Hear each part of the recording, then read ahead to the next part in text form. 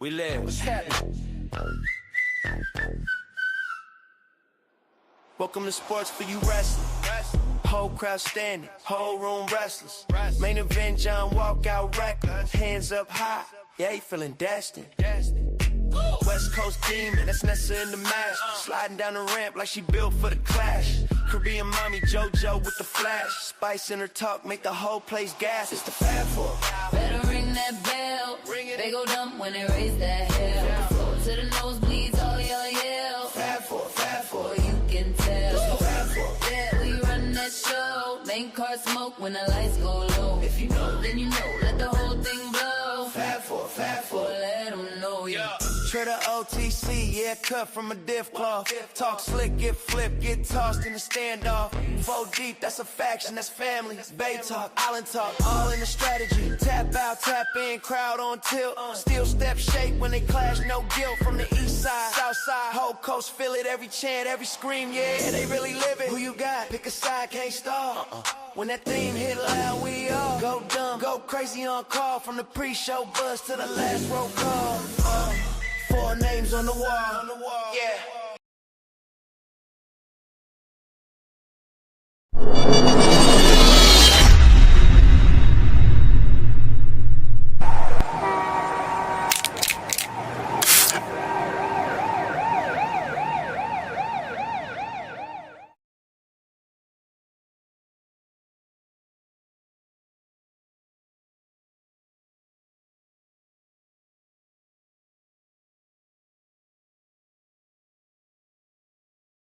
Welcome to Sports for You Wrestling. It's our ring, our section. From the bay, we flexing. Fat four, kick the crowd out, all guessing. Welcome to Sports for You. See, we talked about this for the past 6 months or so, but no one heard us. No one believed us. No one think it was going to happen. I didn't think it was going to happen. But yeah, Neither did I. here we are, as Drew McIntyre As who? would say, we paid for it. Drew McIntyre. Prayed for this and it happened. The bloodline is officially back. And we're also back.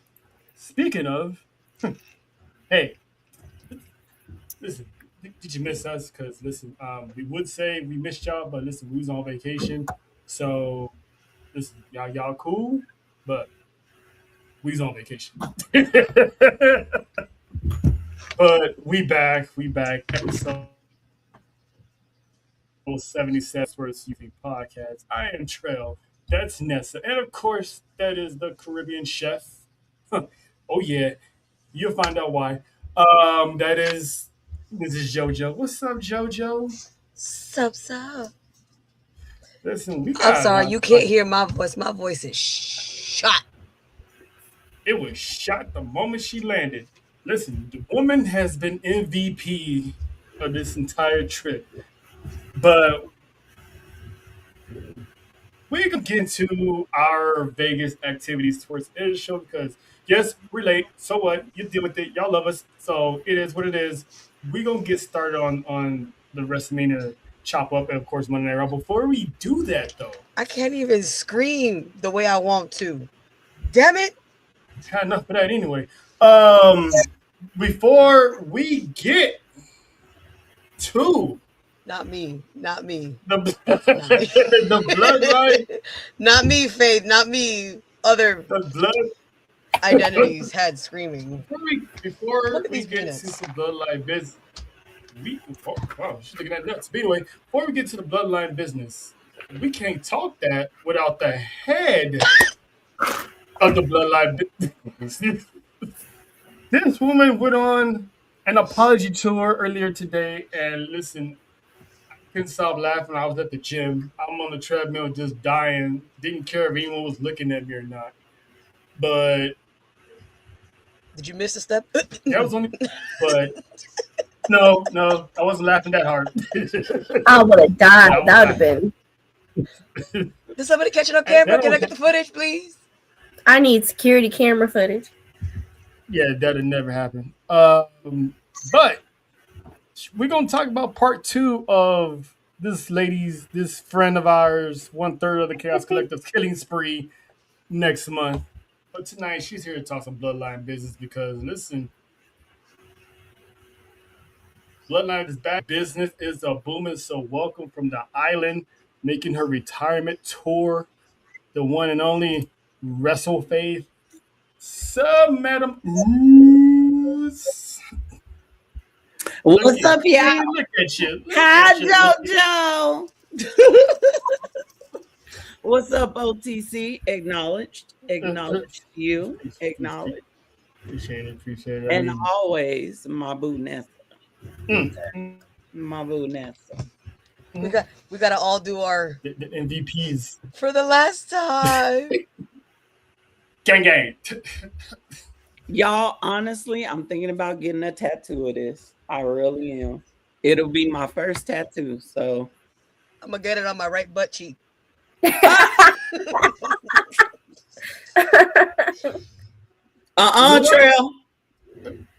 I saw the look on your face. Don't do it. Can I be there? Oh, no. That was question right here under my wrist. That was the question. So whoever's clapping it, would they be part of the gang by initiation?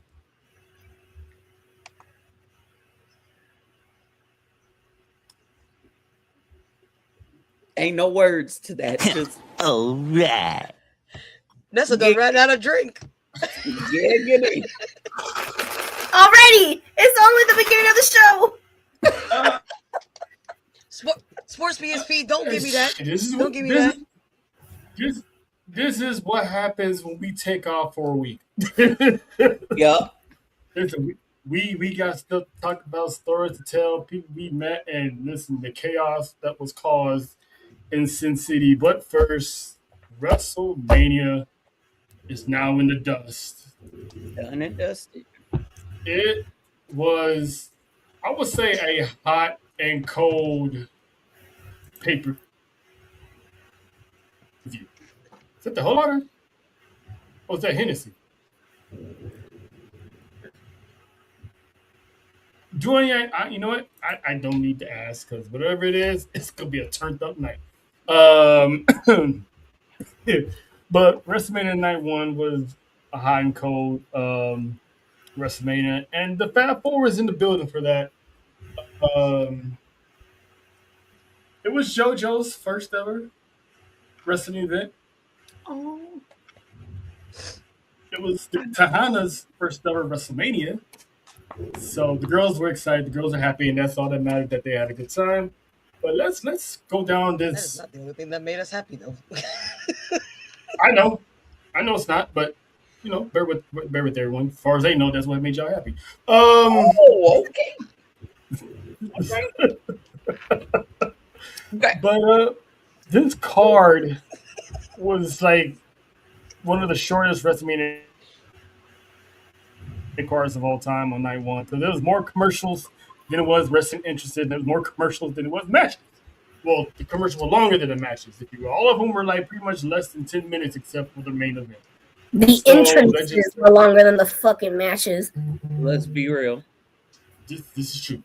Listen, So, the entrances were so long that I made it to the bathroom and back for Pat McAfee, and he was still halfway down the ramp. I was like, "What? Damn!" And there was a line too.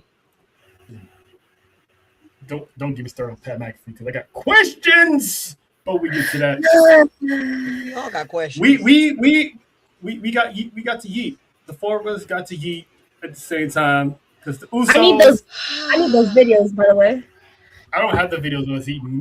John has it. Oh, okay. The Usos, LA Knight versus Division and ISHO Speed. Listen, I'll make this short, quick. ISHO Speed still the show. He hit Logan Paul with a Logan Paul move, which was that was a high spot for him. Oh, we are keeping it rated G because we all G's. Anyway, Hey. It's always rated G over here. Come on now. But Faith, what was your thoughts on ISHO Speed's performance? if they knew how it was in Vegas, they understand that was That keeping it definitely G. was not But rated G. I was not rated G for shit. That was rated all sorts of RX, God damn. a whole bunch See, of there is some tea to be spilled and sipped. All right. Hey, Yes, sir. trust you go laugh your ass off, but it's one of those stories you can't tell on camera. Understood. I'm gonna but tell But you heat how. was what's done your, how would you before rate even that? WrestleMania. I'll tell you how I feel about that opening match. You ready for my honest opinion? Yes. Oh shit. Let them know. And y'all know I love my twins. Y'all know I love the Usos. I love Big Jim. Excuse me, not Jimmy. Big Jim, not the little one. And I love Mr. Jason. Okay. Oh, Jason. Okay, Jameson, Jason, however you want to call it. He was looking like Jason. Okay, the boy was looking good. However,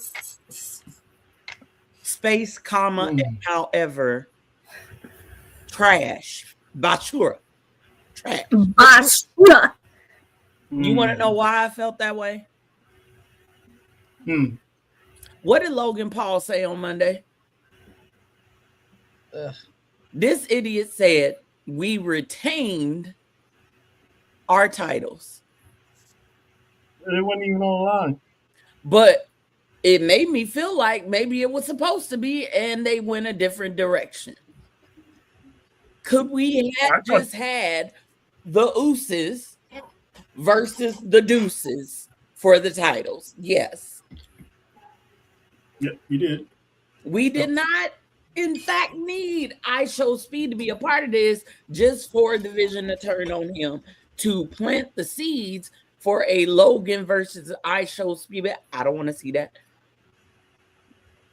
No, neither do And I. I'm sorry, I turned to dip my chip in my dip.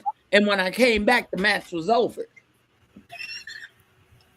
I think that tag team match was shorter than the Uso versus Uso match at WrestleMania a couple years ago. We don't talk about that match. We don't. I think it was shorter than that. It We don't was. talk about that match. It was. And please explain to me. I'm glad LA Knight got the win, but I didn't get no I Show Speed 1D.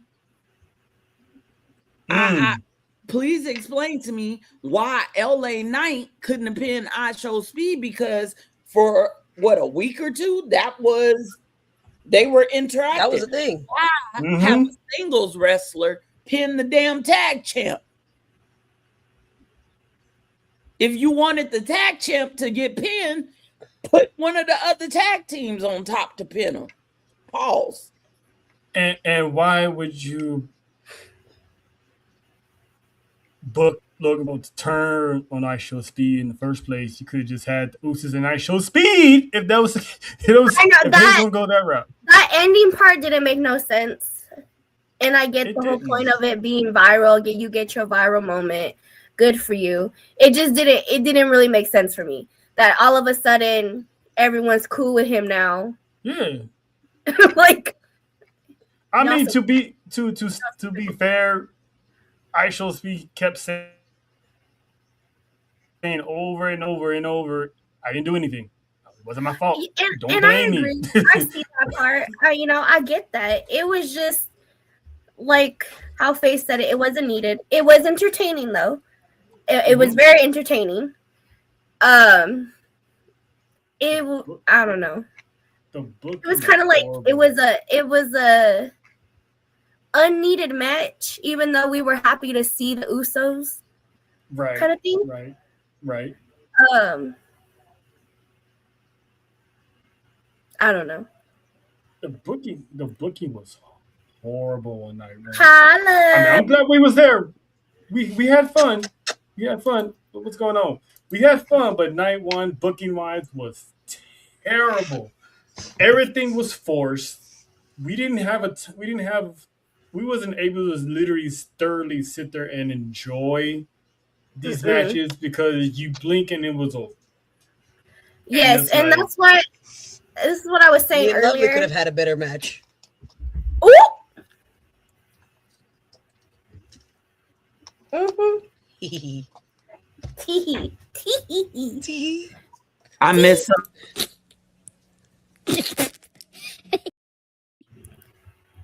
I understand that they wanted to add more matches. Yeah. I get that. But I feel like them adding more matches hurt the show itself. Mm-hmm. It did. And It did. if you wanted, and I get WrestleMania is all about the entrances and all about, you know, blah, blah, blah. We could have cut the different costumes. We could have cut down on a lot of those entrances to get more of a match. Mm-hmm. A lot of them. We had more entrance and commercials. And plus they ended. It felt like the way it was scheduled. They started at They started at 3, and then it was over by like 7:30. I mean, this is supposed to be WrestleMania. This is the one time you're allowed to have a longer period of time. Mm-hmm. So it's like what it is, because the fact that they did this on ESPN, it felt like an episode of Monday Night Raw. Even there live, it felt like an episode of Monday Night Raw. And it's like that on ESPN television, because even in UFC, you get so many commercials, as opposed when UFC had regular pay-per-views, when it was like less commercials, because you had the hype up video, the entrances, then the commercials, then the match starts. Like the best match was Jelly Roll against that table. The way that looked from up top was crazy. Shout out to the table didn't even break; it exploded. The way I feel like, I know we're gonna be going back and forth a lot. So, but for that match itself, I feel like the way they brought out Jolly Roll was perfect, because Pat McAfee did not need an entrance. He really didn't. I was like, cool, you're gonna be involved, but you didn't need a whole entrance to yourself. He could have came out with Randy, to be honest. Yeah, exactly. He could have came out with Randy. He didn't need a whole entrance. Hey, Devin. Well, and does every match Does every match need a whole hype video recap? No. I actually was kind of intrigued about that, just because they've never really done that before. It was a waste of time. It was a time filler. It was something you could have added to matches to make the matches better. Mm-hmm. Night 1 was rushed. It was very much felt as rushed. It was very much, what the hell is this? It was very much, I don't want this vomit. It was bad. And there's the reason behind all that we won't get into later when it comes to the news. And let's just say everyone's gonna owe Triple H an apology. I already apologized today. She's like, I ain't doing it again. Devin said it's definitely ESPN thing with these commercials, because there was none of that on the Peacock Network. Nope. I was about to say, exactly.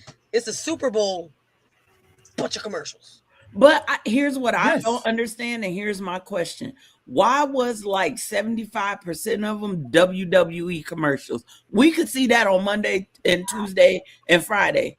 Why sponsors? Them at Mania? Yeah. Where are the sponsors? You got this. If they're gonna treat this like the Super Bowl, have the sponsors, have the actual commercials. If you're gonna put commercials, because like Faye said, what Charles trying to say is he wanted a Doug live. Give me a little bit of the DoorDash. Oh no! Don't splash. That's on USA though. No, never mind.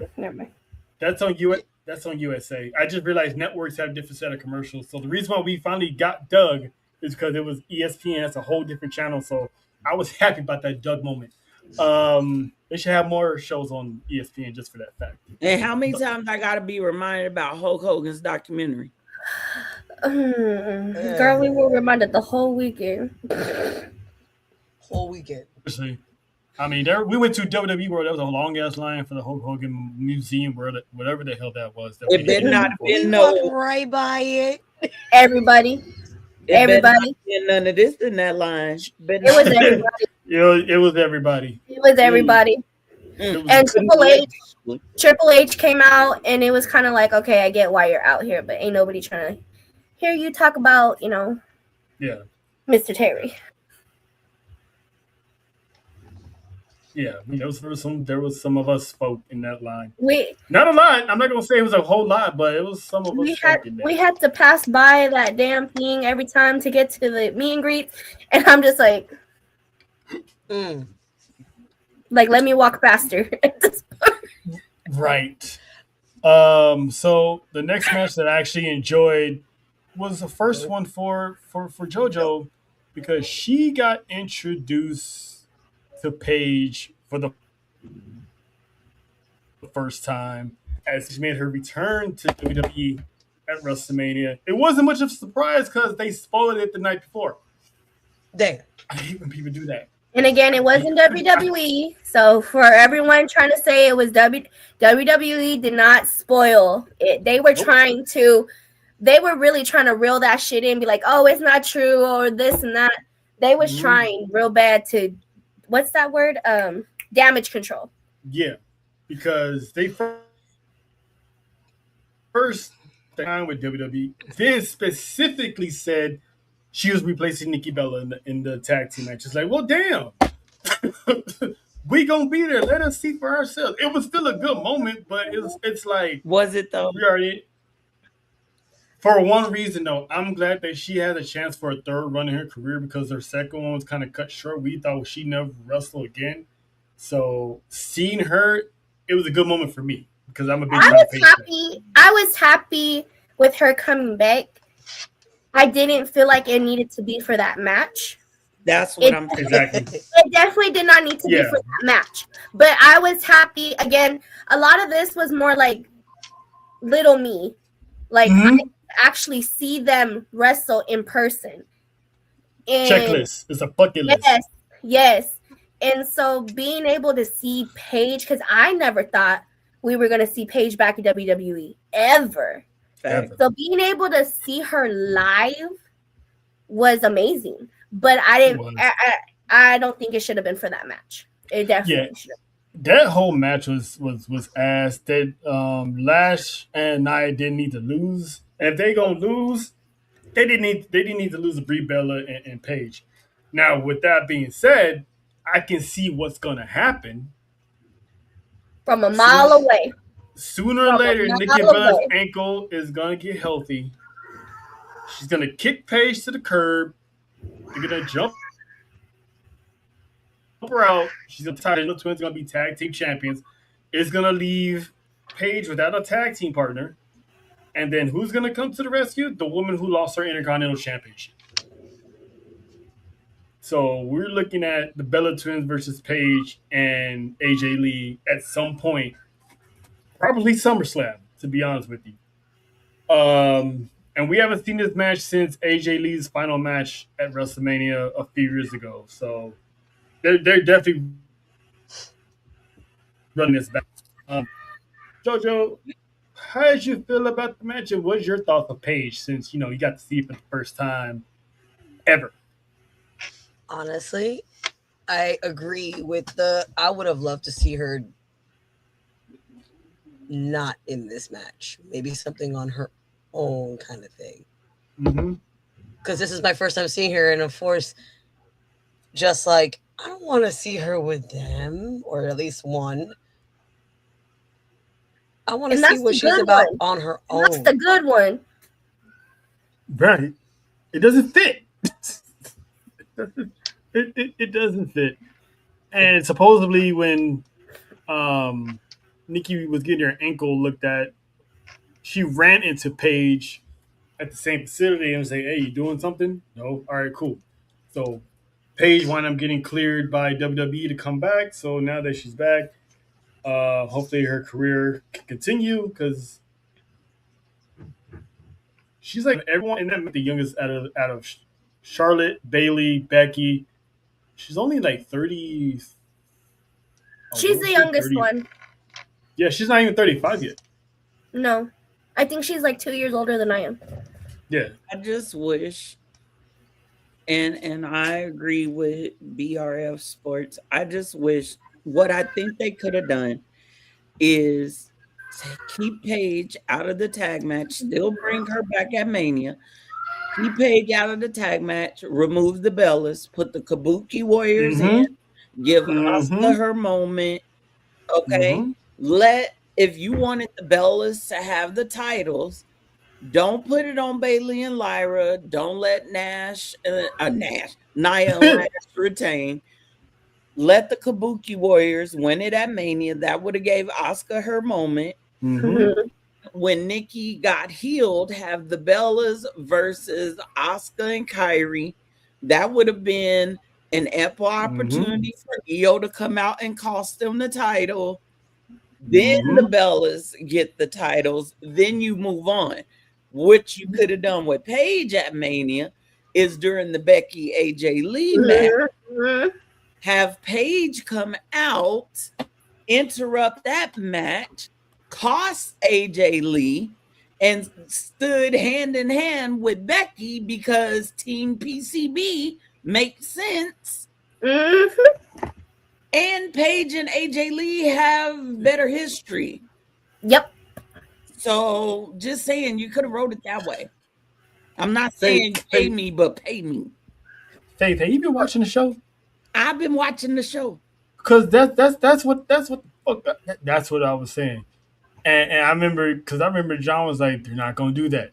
They don't need to put them in. I'm like, that's if you're gonna hold off Io versus Asuka, plug in the Kabuki Warriors, because you could run Io and Asuka at Backlash or then at a later time, which just looked like what they about to do anyway. So and I predicted Paige, if she was coming back, to interject herself in that Intercontinental Championship match. There's so many ways they could have did that. She did not need to be in there. You could put the Kabuki Warriors in there because Io came out to help Rhea anyway. So Io, in a way, had her WrestleMania moment by being out there with Rhea. So you could have easily just slid the Kabuki Warriors in there. Asuka would have been at WrestleMania. She was left off the card. That shouldn't have been left off the card. But that's another complaint for another day. But all I know is that I'm not happy, but I was happy to see Paige. Yeah. I was very shocked. Yeah. All that was missing for me was this is my house. It's coming. It's coming. I wanted it. You could have gave that to me and I would have been okay. It's coming. It was still weird seeing her on Monday next to Brie and Nikki, and it's like you can just see it, like me and that's what saying. You can just see it a mile away what's gonna happen. It was the same shit with the Stephanie and Nikki. It was like we saw that shit. I saw that from California to Texas. Like for real. You know what I mean? Like it was exactly the same way. Now I see it from Florida to freaking Alaska. Like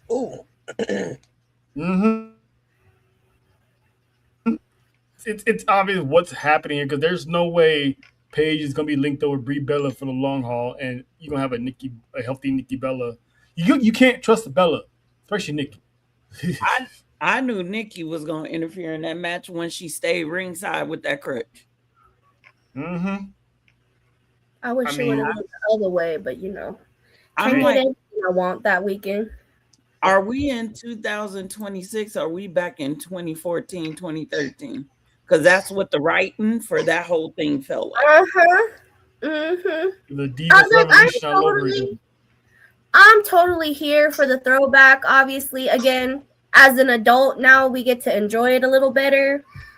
But it's kind of just like, hey, y'all notice how pissed Bailey was? Oh,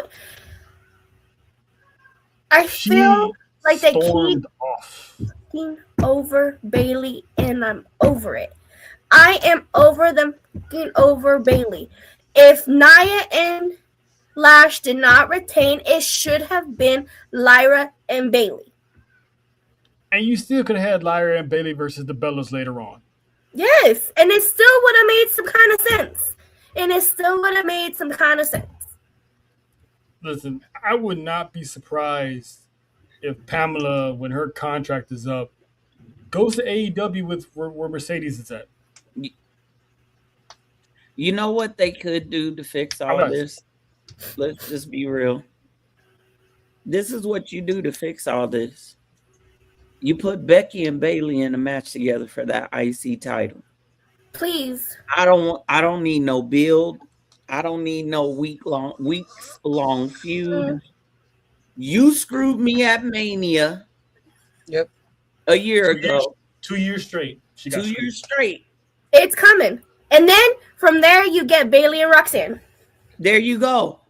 That's how you get things back on track with the women. That's the right step right there.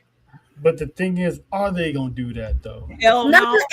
And none of that storyline needs a build up. Why? Because it's all left unread, unsaid. Becky, there's still a bookmark there. What the hell is that? Oh, girl, I was like, wait a damn minute now. It's like, Becky, you me over at WrestleMania. Cool. Bayley and Roxanne never finished, never ended, never nothing. Like, we don't need no build up. Let's get back to the program. See, let's get right to it. Four horsewomen is all you need. Thank you for saying that keyword. Don't No, I am bringing it up. I'm bringing it up right now. I don't give trash. They ate the horsewomen. Thank you. Thank you. You motherfuckers. As much as I don't want to say who is, you guys sitting there saying that y'all are the original 4 horsewomen of WWE, you're full of shit. No one ever in their life called y'all the 4 horsewomen. You want to know who the 4 horsewomen of WWE is? Tell them. Bayley, Sasha, Becky, Charlotte. Those are the 4 horsewomen of WWE. That's it. Listen, those girls are not even the 4 horsewomen of the Divas Revolution. No, and then I saw someone try to put that like they're the foundation. Then it was the revolution and the evolution. They're not even the foundation. Y'all are missing a key on the foundation. And let's not talk about the evolution because there's a few other women you could put there. Quite a few. And one of them is Naomi. I will never not knock again. Natty AJ and Paige. Beth Phoenix. During that Divas era, AJ and Paige did their shit. Yeah. They did their shit. But y'all was never part of the 4 horsewomen. Y'all was never called the 4 horsewomen. Y'all was none of that so far. And everyone that's agreeing with this shit, y'all stupid. I need y'all to go to Google. Okay? Okay. And if you can't Google,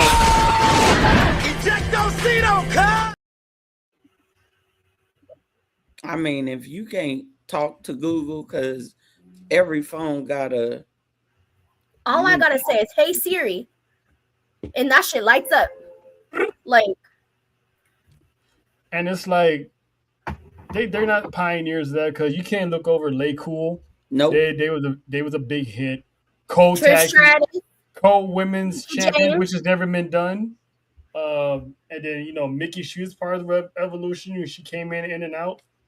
And then Charlotte, she helped with the 4 horsewomen spearhead the women's revolution. It's like Sasha, like so, I will never in the face. I will never not knock Paige and AJ. Paige and AJ were definitely a tipping of the iceberg. They were different. They were this. They were that. And yes, see, AJ and Paige worked hard to get the women to have longer matches. My throat is about to burn after I say this. Have longer matches and all that, but the 4 horsewomen were the ones that put the women's matches on the map for having bangers down in NXT. I can't even say this shit. I'm waiting for you to say. I want to hear you say it. Okay. Who you about to And it's one more than the other. Here it comes. Say it. The Bella twins And it's not even it's not even for the Divas Revolution. I will give them their props for making it more mainstream. They mainstreamed it, okay? If it wasn't for Total Divas and their damn spinoff, I feel like they were the help to mainstream wrestling. They were able to grab a different audience to bring them in to the wrestling world. Oh, that hurt so bad. I know it did, baby. That hurts so bad. But when it comes to actual wrestling and the evolution of it all, I feel like they were just a pebble. Not even a pebble. A fucking tiny ass rock in the pavement of my shoe. Okay? Tiny ass pavement of my shoe. Because there were way more women for the women's revolution that definitely paved the way for everything else that is happening for women's wrestling. Yep. And I will say the fact that the Bella twins, and I'm not even hating. Again, this is not even anything. Because if you really watched during that time, they really didn't do much for it besides mainstream it. Yeah, it wasn't because of their matches. But and who she was dating. And because let's be real, when it came to women's matches, all eyes were on NXT. All eyes was on Sasha versus Bayley at Takeover in Brooklyn. 5-star. I'm sorry. The 4 horsewomen having matches at NXT, and they got a standing ovation. Mainstream and who you were dating is what is reason why you are considered WWE Hall of Famers now. And Brie Bella is actually a better wrestler than Nick. But anyway, you know what? Let's call it for what it is. You know, they built her as the dominant sister, but we all know who the better sister was because she actually learned from her wrestling husband, just boyfriend. You know, she actually married her man. And again, for everybody, I don't care who hates my take on it. I don't give a damn. I really need y'all to watch. Pay attention. Go back and watch this shit. Because if you weren't watching it when it was happening, you need to go back and watch it. And really pay attention to it as an adult now. If you can find it, WWE and ESPN, we're the library. That too. Y'all done took YouTube and everything. Where it at? YouTube. YouTube it. YouTube it. It's there on YouTube. But no, you guys are not this. This is not y'all. You never will be. You not even this. You not even. This is not y'all. This is y'all. Becky, Dang. Charlotte, Head, Sasha, and Bayley. This is what y'all do. The head. This is y'all. Nothing with a. Never mind.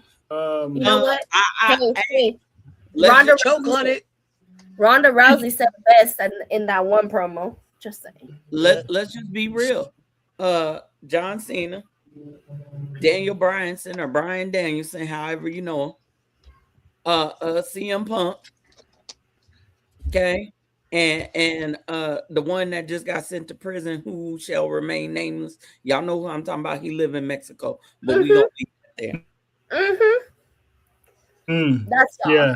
The known offender the people that were upset got screwed out of the AAA title, knowing that WWE was not going to employ him for said reasons.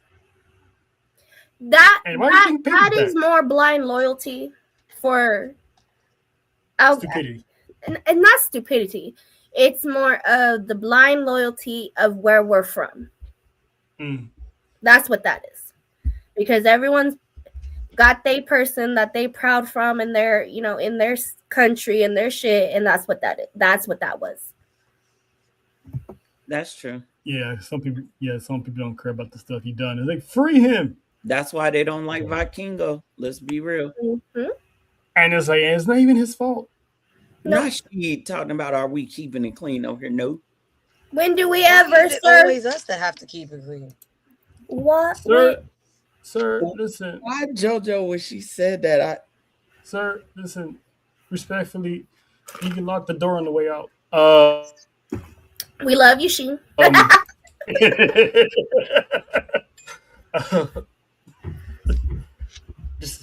just saying.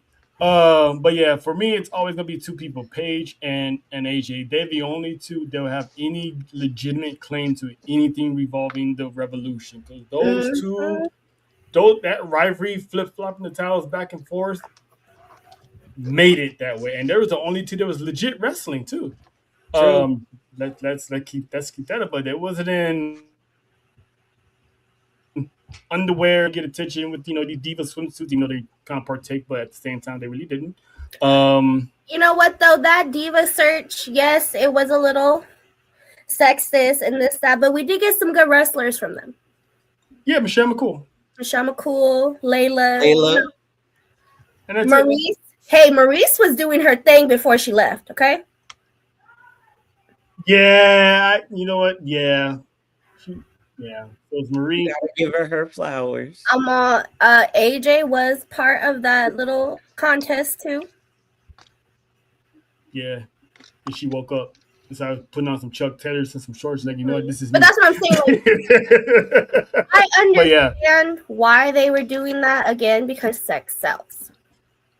But in the end of it, they also put in the work. Those are the very few that literally did put in the work. Yep. Because like Nessa said, Maurice, she was really out of here. I loved it when she did that shit. Ugh. I mean, the fact that Miz was able to bag her. How? I still am trying to figure it out. Right? He tried to speak French, and she was like, "Oh, it's like it's funny French and fine put together." Mm-hmm. That's true. That's pretty much what it is. It's very much what that is. Opposite. Oh, you know what? Caitlyn, yes. Caitlyn. She was good. I love that Caitlyn AJ Lee rivalry. That was very underrated.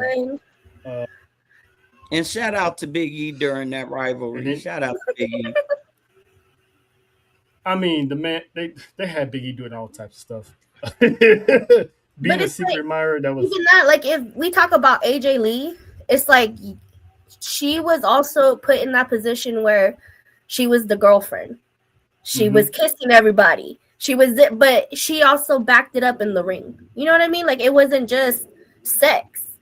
It was also like I could fuck you up and still make out with you and rock your world. And I think had you second guessing, like, wait, is she okay? Manager. Who? She was a general manager. Yeah. She looked clean in them. She had that little wannabe scandal with John Cena coming out of John Cena. It's like with the hotel room. Yeah, they really made it seem like AJ Lee was out there. Mm-hmm. And when you know what I'm saying, so it's like I don't know how it is in the locker room. Maybe she was, maybe she wasn't. I don't know. It's none of my business. She lived her life. She was at a young prime age to do so let her be. But yeah, so it's AJ and Paige only. What other BS happening on night one that we was a part of? A lot. Orton and Cody Rhodes. Ooh, we just gonna skip a shit ton and go to that. Yeah, okay. Okay. This was supposed to have been the crowning moment. This is the year of Randall. What the fuck is wrong with you, WWE? This is supposed to be the crowning moment of Randy Orton. But it goes back to what this goes back to what me and Faith and all of us were talking about last year when we had talked about they were planning on Cody Rhodes to be champion past WrestleMania. And it happened. Y'all remember what I told y'all? I said they tried to hold that title for at least the next 3 to 4 years. But and it's a year later, and Cody Rhodes is champion again. I glad it all ties in together. I'm glad that they're giving him different matches outside of the bloodline, but then it still feels like it's tied in with the bloodline. Because that's his only way of living. The bloodline is. And again, like I said earlier, I understand that everyone's mad about Pat McAfee being back, blah, blah, blah, blah. I'm happy Pat McAfee's back. I love Pat McAfee. But I just don't understand. Like, even Trout, looking at Trout after that match, that man was staring hard at the ring, like, puzzled. Like, what the? Like, he was just like. I'm like, what the fucking point? You know how when the computer does that with the circle? That was Trout's face. To have him turn. Yeah. Yep. That was Trout's face. The only thing that was missing was the AOL dial-up. Yeah. You know what? Because I'm like, was Trail. And I'll say this: the reason Randy had had to RKO Pat was because they fumbled the story. They did. They fumbled the story. They did not get to the right result. They did not bring in the right person who could have tied all of that together. You know where he was? At his daughter's birthday party. You talking about broken promises? Is this what you're talking about? Nope. I'm talking about The Rock. That's broken promises, girl. Oh, that's broken promises. That's broken promises, girl. Yeah. So what did they do? They said they panicked. Oh my God. Oh my God. He's not coming. He's not coming. What do we do? What do we do? Randy, I need you to RKO Pat and just end it because we're lazy and we can't come up with better creative decision. My thing is with that, if he wasn't going to show up, he still could have been the guy behind the phone. Like, he didn't even need to be there for that. He don't. He could have sent a video message and said, I sent Pat. Yeah. A video message and said it was me, Pat, and Randy on the phone. They could have linked the phone, like leaked the call, like they could have did all that, and it just didn't make no sense. I was like, Pat McAfee coming back out was like, okay, it's about to happen, and then it didn't happen, and then he fucking RKO'd him, and I'm like, and I hate to tell y'all, I got a little secret for you, a little bit of sauce, two things. I hope The Rock never come back and save this shit. And excuse me. I said I wasn't gonna cut. I hope The Rock never come back and save this stuff because y'all treated him horribly. You wish death upon him, his daughter. You said horrible things about him. I would never come back and be a part of a storyline. That's number one. And number one, final boss who? You didn't want him? It is what it is. I know he'll come back one day. Because a certain match has to happen. Number two, you could have just gave Randy the crown. But instead, you made him lose. And then afterwards, then you have him punt his ass. Like, I was so mad. Let me hit him with the belt and punt him. Like, what? No, you should have. No. I'm like, you gonna do this after? No. They was ass backwards on that match. That should have been the punt. Should have been the tie to where he won the belt. He should have punt his ass and went 1, 2, 3. And send him on the injured reserve list with that evil left eye he has. Oh, you mean the one with the cold cheese lips? Yes. Because that's what it looked like. It looked like he got too. Anyway, they had to cancel Cody Rhodes meet and greets the next day because of it. Here's my thing. Any other wrestler with a possible orbital, y'all know what the word I'm trying to say. Orbital. That one. Anybody with that type of injury, concussion protocol, you had the daggone WWE logo from the belt imprinted. You have staples in the back of your head, sutures in the front and side. Anybody else, they would have told, no, you can't come back. But this brother, he gets to keep the title. And they say he only going to be out a few weeks. Which he should have lost. How? He should have lost. He should have He lost. should have just lost. But now you had no WWE champion on SmackDown. Or you throw a tournament, take it off him, let him go heal up, do a tournament, and have Randy win the tournament. And then if you want to give it back to Cody, we all gonna be mad about it, but that's the route you could have taken.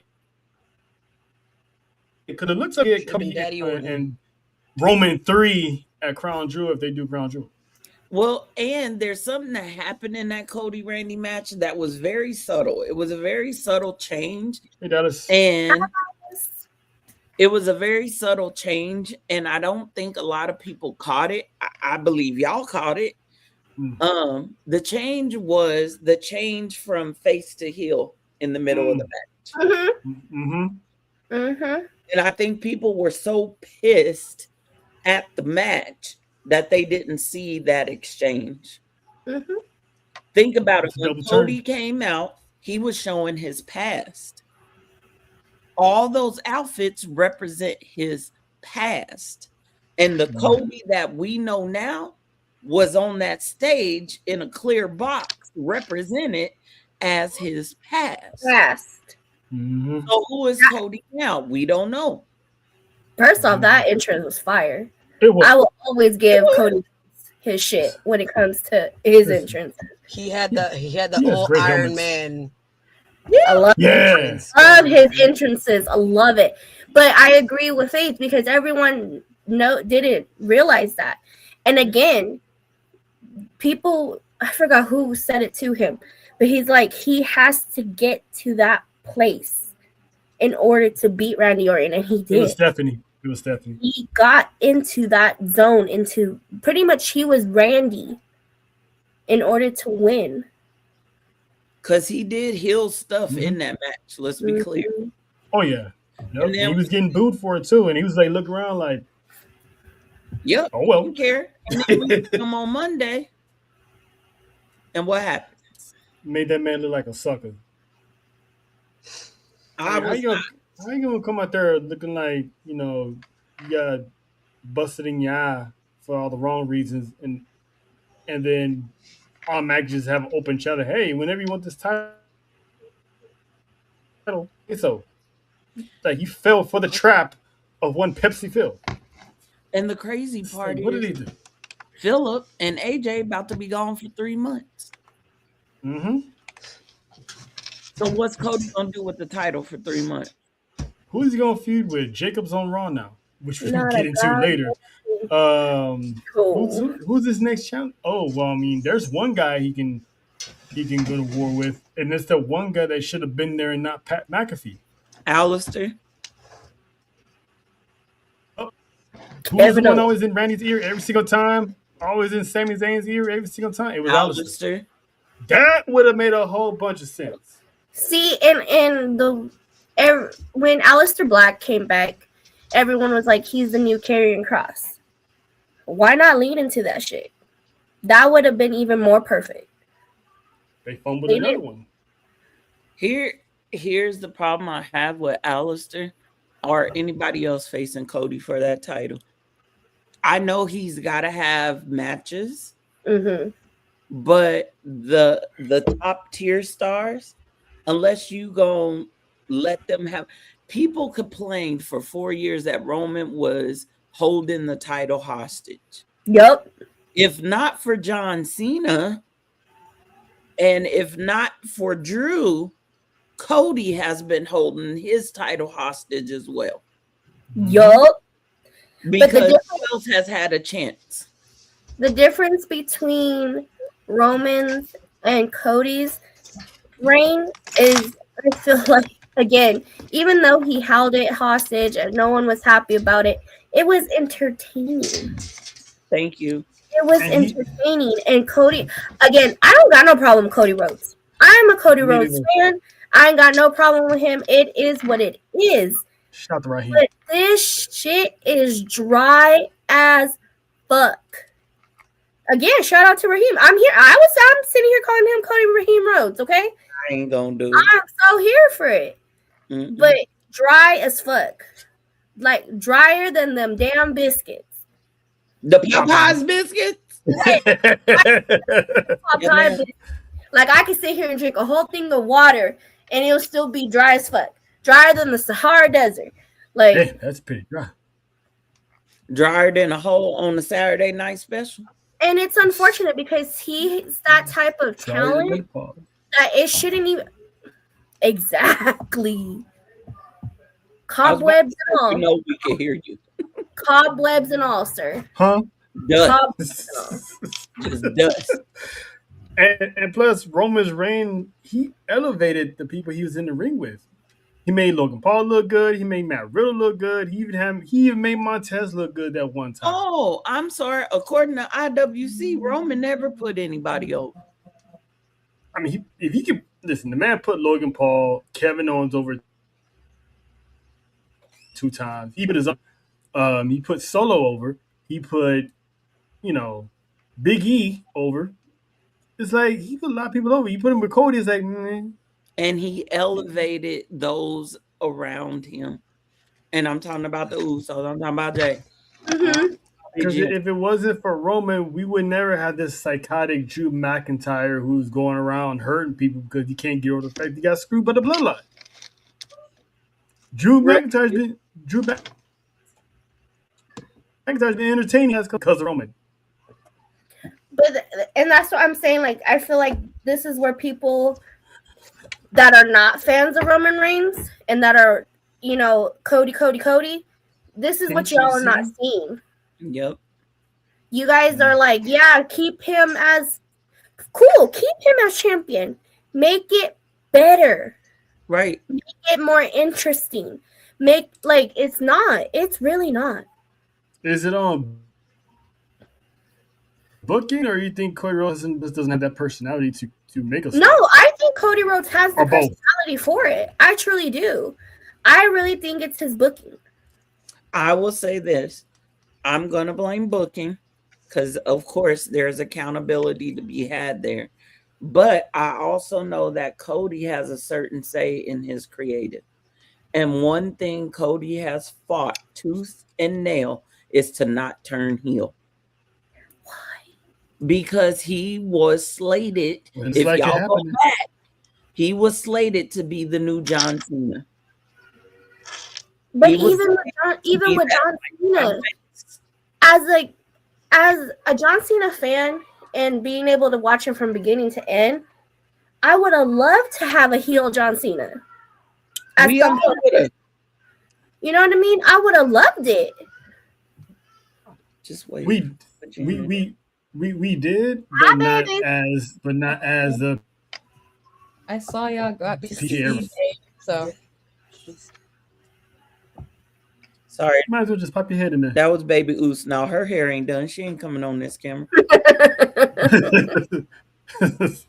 But yeah, it's just you can't compare apples to oranges. I mean, it goes to show how more viable Roman Reigns was to WWE in his absence and how much he was missed. Roman Reigns has a certain aura to him now because at first I would be like, I wasn't really feeling Roman Reigns. I was more of a Dean Ambrose, Seth Rollins fan over Roman Reigns. That was me because back then he didn't have that presence. Yeah, he didn't have that presence of if this was me back then, I would have never thought one day in hell that he'd be where he is right now. If you would have asked me that then, I'd have been like, he's not going to be top dog. He is not going to be the face of the fucking... No. I would have probably told you from them 3, I would have said it was Seth Rollins. I thought for a while, I thought it was Dean Ambrose. Me too, until he left. They fumbled that. They definitely I will say this about Cody. Because Cody, I ain't gave you your apologies yet, but bruh, it's a long list. And Tune in May 9th. But I will say this about Cody. Let's hope I make it. What's wrong, baby? Not Oh, she's gonna be one of the other. Oh, She's either gonna be with us or she'll be live on location. One of the two. She said, I hope I make it. I was like, no, Jesus, who I need to pray to? What's going on? No, but I'll say this about Cody. This is where I think they could go with Cody. Not for a long time, but for enough time. And then let him go after that. Number one, complete the turn. Please. After you complete the turn, give Cody a team to run. Oh. Not a lot of people. We don't need Cody to have his own bloodline. No, that's not what I'm saying. Okay. I'm saying one or two. Give Cody two people, two up and comers. Give him two people. Let them dominate on SmackDown. Then let Cody turn on them, turn them back face, let them go back into the singles crew, right? And let Cody continue to run rampant. Hi, baby. Something different, something he's never done before. But if you turn Cody, okay, close the door. Who's that baby? Hi, baby. Go, you're sleeping here now. Let the dog.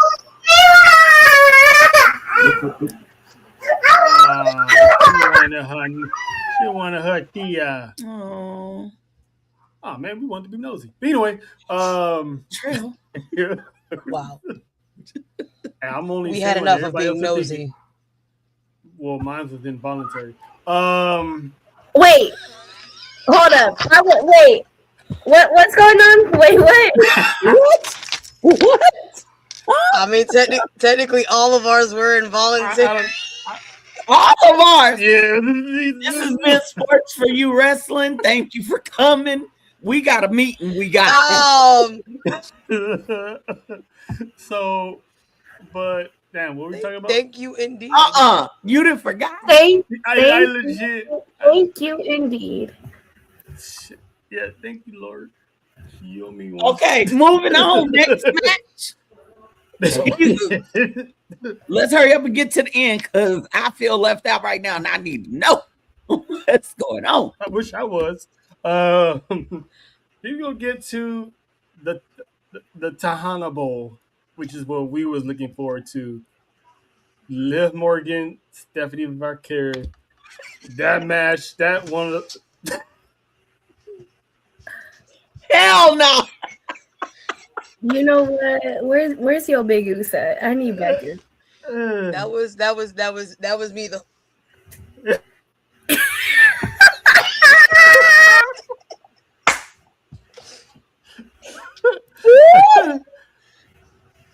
Oh man.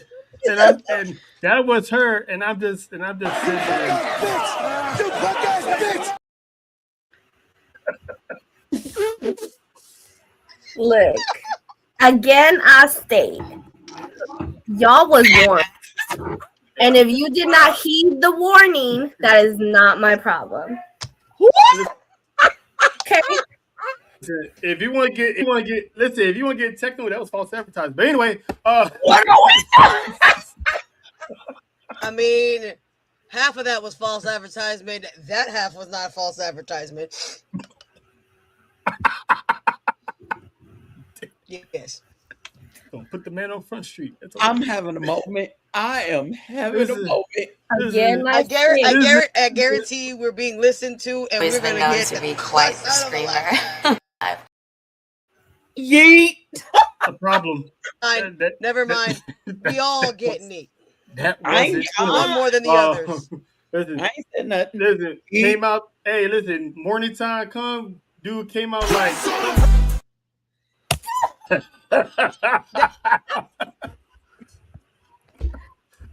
I'm okay. I need my inhaler. You just walked in like, hi y'all, and like nothing happened. Babe, while my behind sitting there just ain't God good. Listen. Me and JoJo had a moment. He's like, they're awake? Uh-huh. Oh, uh-huh. As you were. crawled my behind back in bed. What you mean? Listen, all I'm gonna say, Faith, is what alarm clock. But They Stephanie woke him Lucker, up, which woke me up. Because that boy went to shuffling around the house, and I'm like, I had nothing else to do. The shuffling had to drown out. I tried to shuffle as loud as I could. You almost got shot. Hey, that would have been better. Boy, if you don't sit your ass down somewhere. You was up for me. You was like, oh, good, he's awake. No. What got me up was that, because there are moments I'm like, I hear the shuffle. All right, I'm going to go back to sleep. I don't hear it no more. And then, my man's. Yeah. Sit that ass down somewhere. Let's see. Can't use the bathroom in peace. But anyway, I got so many questions. Stephanie Lucker. Liv Morgan, the Tahana Bowl. It was Team JoJo, Team Nessa. That match was way too short for what it was.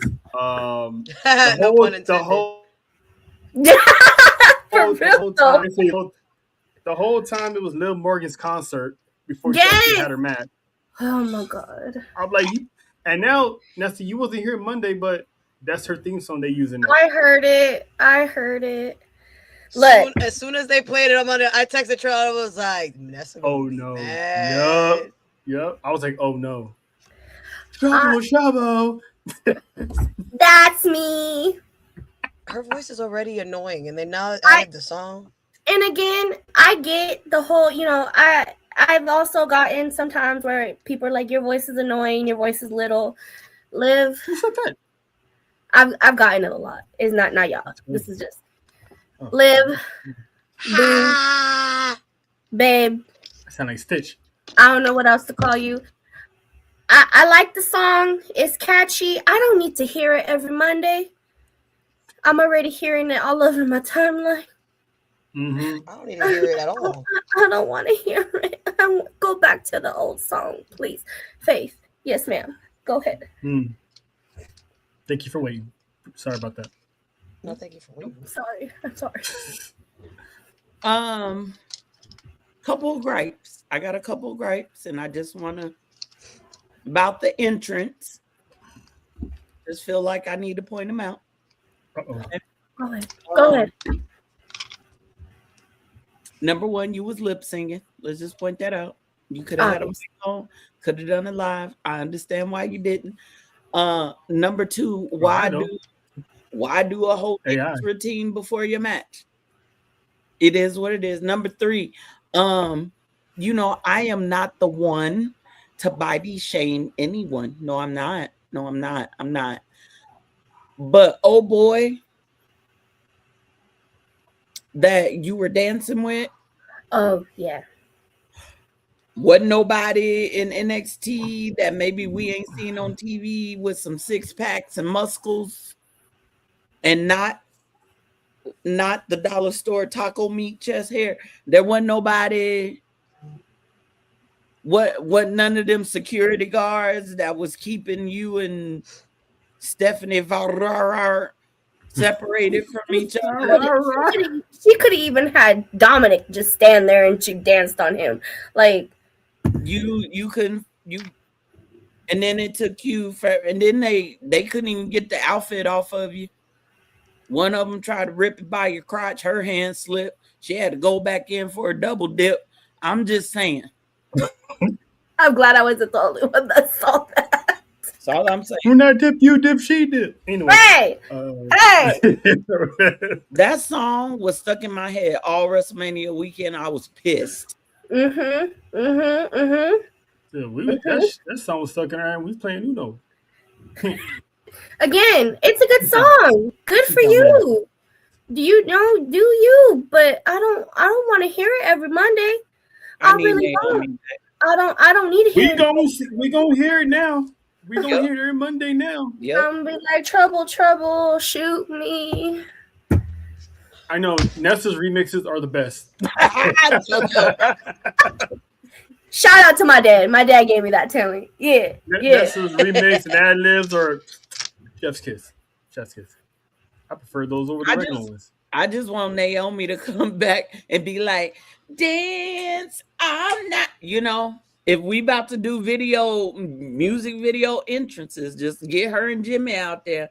Every time they come out, just her and Jimmy.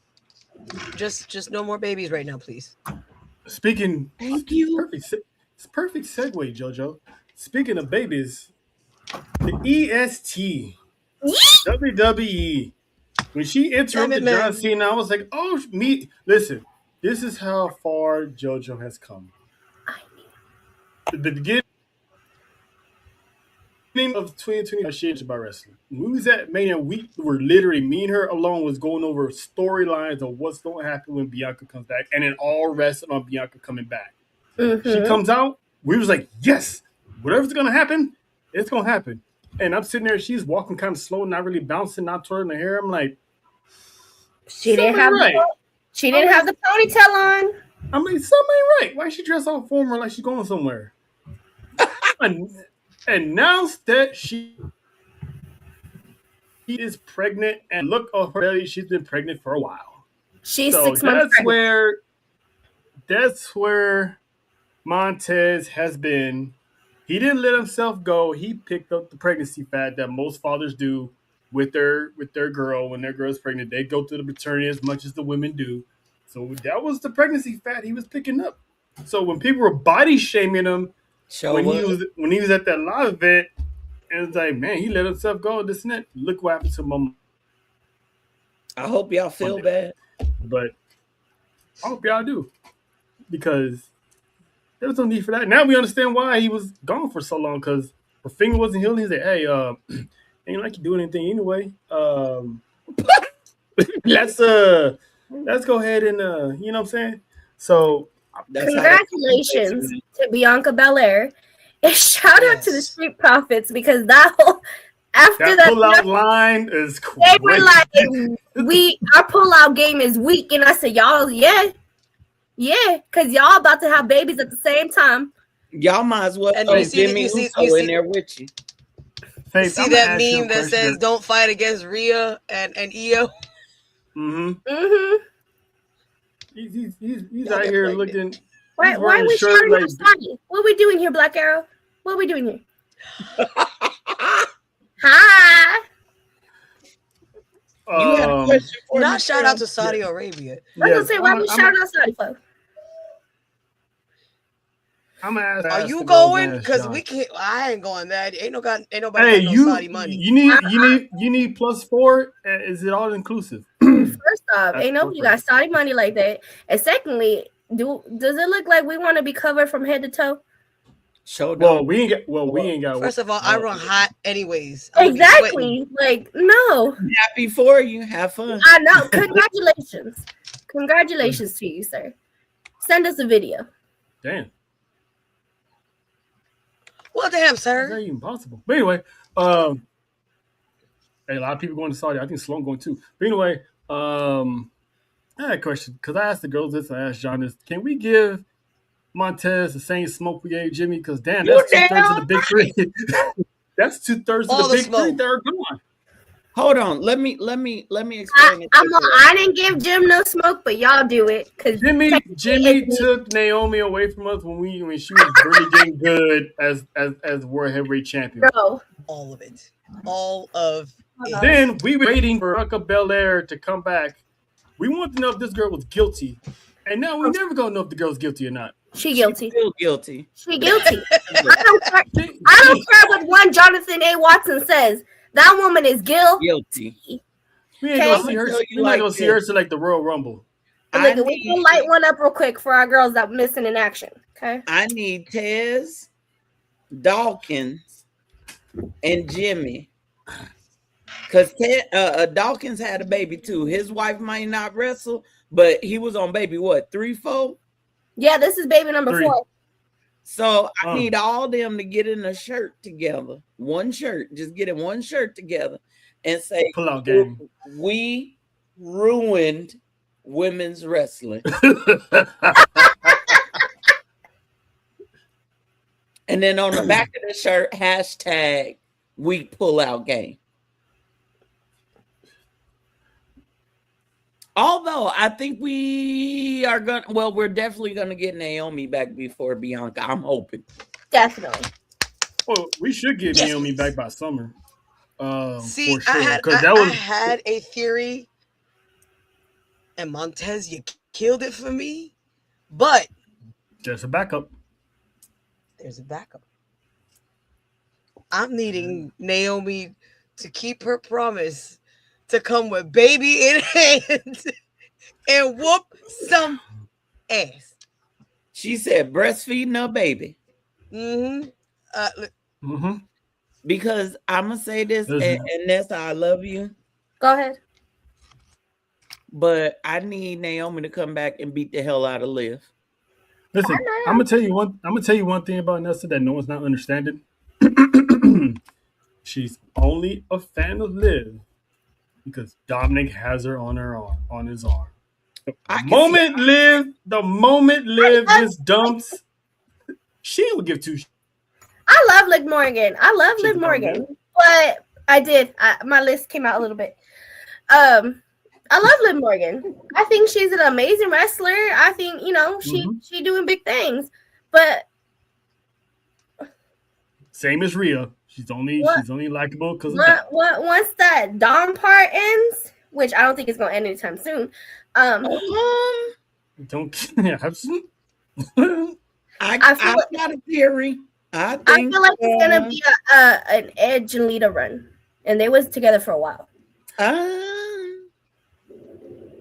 But I don't. Liv is gonna kick Dom to the curb. And when she does that, she better be respectful about it because Liv, we fight. Nope. What woman ever be? Never mind. You know what? We fighting. She's not gonna. Stella's right. I'm gonna say this, and I went back and I'm just gonna say I think a certain soul snatching sister might have caught somebody's eye. Ooh. Oh. Why you have Soruka come out and challenge? Yo, hey, WWE is messy for that. Did y'all see that shit? The ex new girlfriend. Y'all see that? The ex versus the new girlfriend. That's why I'm saying what I'm saying. Soruka's man is Liv's ex. Yes. The ex versus the new girlfriend on Monday Night Raw. Wait. So Soruka's man is one of the Americanos. Tyler Bates. Tyler Bates. Tyler Bates used to date Liv? Yup. I had no idea. So it only seems right. I'm not gonna lie, that would be an intriguing dynamic. Because do we really need Soul to be a face on main roster? I got a heel in her. No, I would love to see her as a heel. He used to date Tony Storm. Tyler Bates. Yeah. Hello, sir. Yeah. He's swinging like that. Hey, he's a big old strong boy. Really? Ooh. Down there.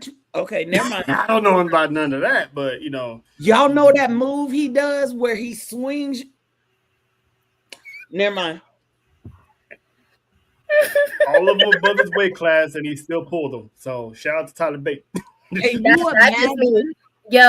just means that something's working for him. He has an elite roster. Can you imagine the fun that him and Soruka had? Okay, go ahead. They was playing shoots and ladders. But anyway, uppies.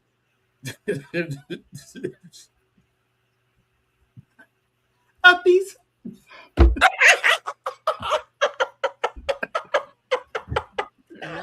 uppies. No. Goodbye. You know he in the perfect position. Never mind. He is. Oh, he is. Never mind. You know what? Nope. Nope. But anyway, yes, you are correct, Montrellis. Once that connection is over with, I won't really, at all. It's, but now, mind you, when it does happen, she's still, I love you, Dev, from afar. From afar, I'ma love you. Liv, at least Liv will make your eye twitch. No, she does not. Again, I love Liv Morgan. Can I say I had the funniest moment after Dom lost, if I remember it correctly. You heard her and you saw her. Okay. Yeah, you heard and saw. You heard and saw. There you go. When Dom was being interviewed backstage and Jackie asked him about Rhea. Y'all know what I'm talking about? Oh. After he lost his match with Man Panties. Jackie Redmond interviewed him and asked him what he thought about Rhea winning the world title, and that boy went off. He went the hell off. Just to rub it in. Jackie bestie for that. Dom was like, I can't believe you're asking me this. And I just laughed. I love that he can't, like, there's moments where he breaks kayfabe and he can sit there and acknowledge people and all this stuff, but it's like code switch real quick and I'm back. Blah blah blah blah blah blah blah blah. Hey man, there's only one dominant stereo. Gotta love that guy. Look, all I'm gonna say about this match, because the build-up was everything. I wish they would have had more time to cook. Yep. I still think, again, it was still my top 3 match of the night. Yep. Liv getting a devil's kiss and me getting a 4K shot of it. Now, what really should have happened, because Stephanie hit an oblivion. It needed a little work, but she hit that oblivion. I needed Liv to hit Stephanie with the devil's kiss because I needed a 4K of Stephanie going. I thought it was gonna happen. I needed it. It would have if they had enough more time. They didn't give it to me. Right. I was like, how you gonna have her hit an oblivion and not her? If they had cut down her damn music video entrance, we would have got the damn devil's kiss. That I agree with. Yeah. I agree. That I'm not mad at Liv winning, to be honest. I knew it was gonna happen. Y'all kind of saw it. Stephanie had a good run as champ. I just wish it was just longer. She has plenty of time. Shout out to Stephanie. That match, that build up to that match was top tier. One of the most must see every Monday night, and for it to only go about 7-8 minutes, it was 6. Oh, even worse. I gave them extra time. I mean, Stephanie Vararar put a titty on your forehead. Not Vararar. You're killing me with that. Vararar. Which she still had, by the way. And you know what? Liv don't need makeup. She don't. She's going with this, no makeup look. She wants them to see, her what she Crazy did. Loca. I need her to fire her stylist, because what the fuck do you have this bitch wearing at the Hall of Fame? What are we doing here? And then you need to wearing get a nightgown that's torn up. You also need another chapote on the other head for agreeing to this. What are we doing here? She gonna have horns. There was quite a few outfits at the Hall of Fame that were questionable. Very questionable. But my man looked good. Although Mello and Lonnie looked amazing. I am not going to. Of course. Trick and Lash, amazing. Oh, black folks always gonna show up in style. That's not even front. Maurice always killed it. I mean, she definitely double killed it. Becky, don't know what the hell happened. Looked like the Silver Surfer wrapped around her. I don't know what occurred. Y'all happy with her winning? Nope. No. Let's get into that because it should have not happened. I mean, I'm the only one that picked her to lose, but I thought it was going to be somebody else. No, I picked to win. Well, actually, I picked AJ to win. It just don't. First off, this match was not needed. We done saw this bullshit already. Yep. And it's kind of sad to say that because, again, little me was like, "Oh my god, AJ Lee is in my presence right now. Like I get to see AJ Lee wrestle in person." Not him with the WrestleMania cup. But oh, sorry. Yeah. Oh, well, there it is. Mine's over there. Mine's over there. But anyway, mine's over there. We all got cups. I would have over here like, give me one of them cups. I would have either, and you know what, Big Oos could have sent you one because everyone was leaving the motherfuckers. I was like, how you gonna pay for that and leave it in the chair? Yeah, that's what he said. That's how he got the cup. The way we would have collected cups. My popcorn. Hell yeah, and I would have sent them out to everybody. You get a cup. You get a cup. You get a cup. You get a cup. You get a cup. You get a cup. Wait a minute, y'all could have turned that into a hustle. $5 a cup. What we doing? Still cheaper than anyway. Exactly. You see, I should have told John to grab all of them motherfuckers. Cause that man got me a popcorn bucket for the free, for the FREE. I thought you stole it from that camp. But anyway. Even if he did that, I still for the free E. She loved her man. He did. I hope she had bell money because it was a white lady, so you can only imagine how that would. Oh no! That's why we went the other way because if that lady would have said something while we was walking, I would have pushed her down the motherfucking stairs. I wish she said some shit to my man. I had the bell money. I was waiting, so. Yeah, everyone was actually cool over the weekend. I had 2 incidents that I almost did, and JoJo. Oh yeah.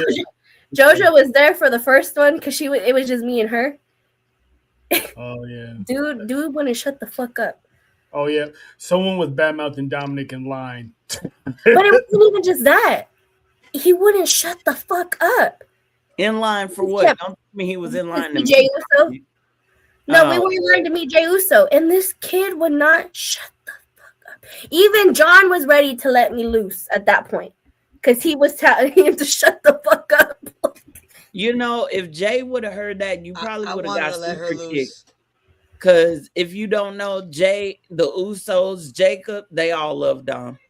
Yeah, but he was talking ugly trash about him. I was like, listen, fans were weird. Y'all better than me. I would have crop dusted them and been like, sorry. Oh, I was ready. JoJo was literally like, she was standing in front of me.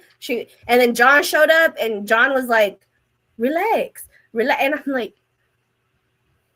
And then after a while, John was like, shut up. I would have turned my butt towards him and then been like, John, hug me as tight as you can. My back need to be. Oh, no. Yep, wouldn't have cared.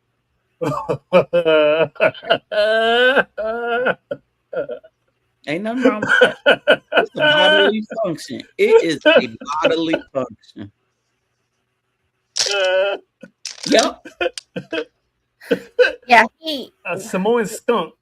Nope. And then I would have looked at him and I would have been like, I'm sorry. I didn't mean to release a dirty dog. No. We not even interacted. We came across some very I can't even say intriguing or interesting. We just came across some people.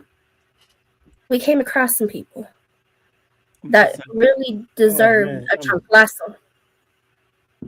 More than that, docile.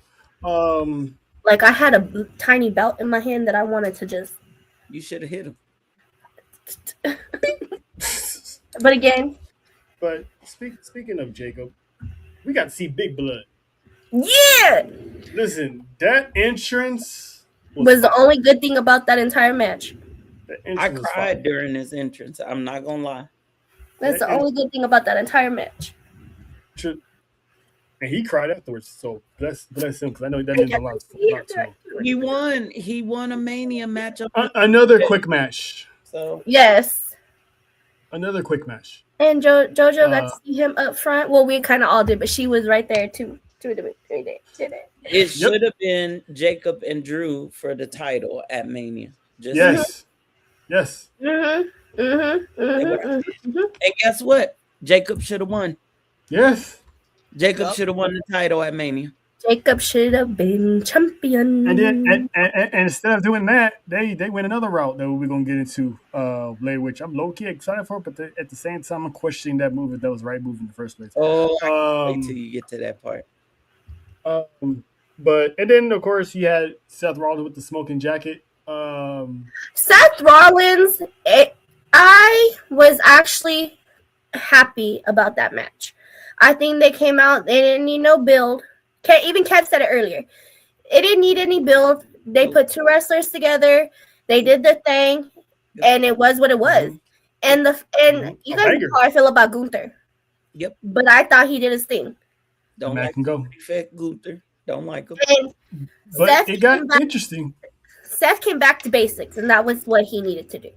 Yep. He needed to come back to the basics. And shout out to JoJo for the aerial footage. Me and John spotted a certain dog at the corner of the stage. We just saw a big buff do it in a hoodie. We was like, "Oh shit!" We're like, JoJo, get the camera. Listen, we were in our seats and literally watched this man go 0 to 40 down that long ass ramp. Hit that corner, hit that other corner. The way I was sitting down, right, and I'm getting ready to record, and all I hear is Yo Big Oos, right, hovering over me, talking about, you see it? You see it? And I'm like, dude, if you hit me in my head, I'm about to sock you. I'm like, yes, I got it. I'm ready. I'm ready to press, record. And he's like, look. And I'm like, I'm recording. I hear you. I got it. And he's I'm like, dude, if you hit me in my head, I'm about to sock you. I have to say that spear was beautiful. It was Which beautiful. One, the first or the second one? Both. That second one though, you see the way he came down the stage. Oh my god! The ramp. Whatever. See, can't even talk. It was beautiful. I got both. Yeah. Listen, shout out to JoJo because I helped her with the song to put it together. Listen, that shit's hilarious because you hear the and at the same time he's like running, so it's like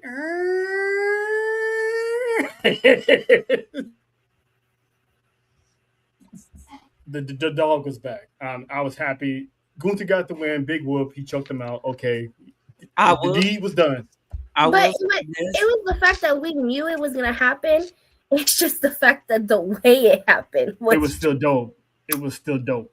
I will say this: that second spear. Shout out to Braun for adjusting right before the hit, because if you look at it from Seth wasn't ready.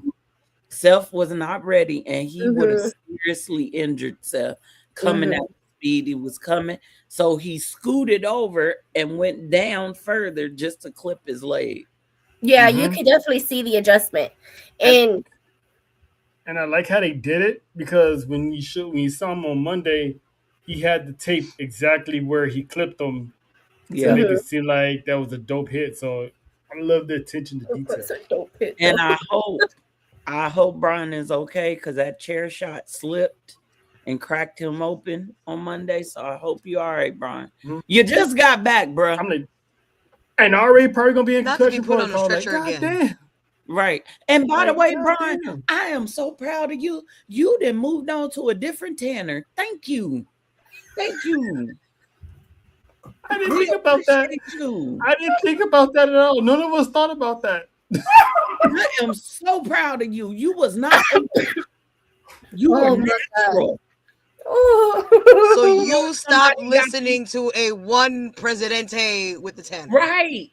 I don't know if somebody some Fenty Beauty or you stopped getting that spray tan, but honey, we are proud of you.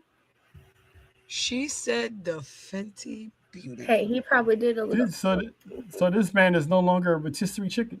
No, even Mimi said I can't call him burnt sienna no more. She showed that man it. was covered in adobo.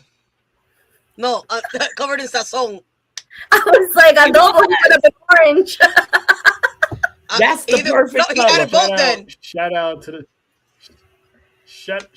sazon. That's all I'm gonna say. Shout out to the sazon. Had that boy looking like the pan of grease after the corned beef is ate. Just greasy and orange. Just greasy and orange is how you was looking. But thank God you came back more buff, better than ever. Oh, I know. Shit. God, dog. I almost was rooting for you. Still might.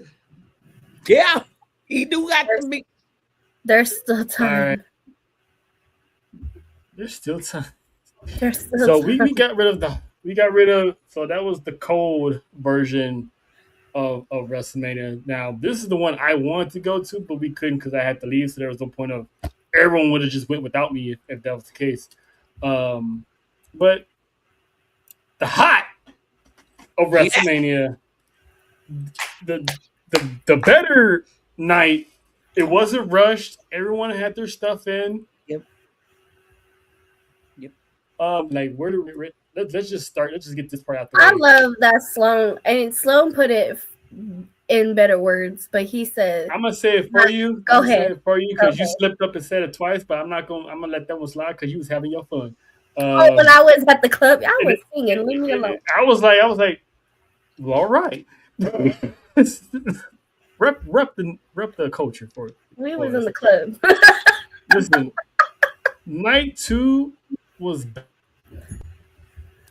better always because one again, shout out to the MVPs, the Chef Tahanas, for being setting up the WrestleMania cookout because that was fire. The dips, the wings, it was y'all did your thing and we appreciate you. I did more queso because I couldn't take it with me. Oh, what? Man, we was struggling. We was struggling to pack shit. We was struggling to take food with. Like, the struggle was real. It was. We were trying to get rid of it, and we still had a shit ton of it. Walked up to the receptionist. Hey, y'all want some dip? I said the way I turned around, I'm like, there's still more cheese, damn it. Look. Hey, Miriam, want some dip? We gave her food. I don't know how to cook for a little amount of people. I cook for Army. Okay. Y'all should have took that dip on over to the MGM and slipped some laxatives in it and gave it to them dumbasses that was sitting waiting for wrestlers. That's what y'all should have done. Shit. But let's address this one. Obafemi. Yes. Ooh. Brock Lesnar. Listen, Obafemi had the whole stadium, just the aura of that man. I mean, we was rocking at the crib. Everyone was rocking there. The match went as long as I predicted it would be, no longer than 5 minutes. It went exactly how it was supposed to go, and that was 5 minutes. He no-sold the F5. I mean, when Brock was trying to take him down with the clothesline, Oba just stared at him like, that's how you got? Like what? So when you hit that coup de grace, not the coup de grace, the fall from grace. I know I missed that part. When you fall from grace. He would have got for real hit that coup de grace. For real. Anyway. There goes Brock Lesnar through the damn mat. He hit that fall from grace. It was it. We was like, yes, the passion of the torch. But what we didn't expect was what Brock did after the match. He took off his gloves, took off his shoes, threw up the X to say that, hey, this is for real. And turns out you still got brookies. The man, for now, announces his retirement. Wow. So sure. I was having so many emotions. The man, for the first time, not only showed the emotions, but the man was legit crying, which we never, ever see ever in life. The human at any capacity. But there's some research that came out of that. Because rumor has it we was right the first time when we looked there at SummerSlam. So it turns out that possibly Brock Lesnar retired early. He did. Mm-hmm. Confirmed. So he went, and supposedly I think like WWE's preparing like a lawsuit against Brock Lesnar for breach of contract or something like that because they're full of shit. No, but when it comes to contracts, they're gonna sue you if you breach. I get it, but it's kind of like Yeah. I'm proud of him and I'm here for it because he went out the way he wanted to go out. And in a way, again, this is why I was saying if they were going to go to SummerSlam, there was no way Obafemi was winning. No. Because there was no way Brock Lesnar was going to lose and then continue going. Mm-hmm.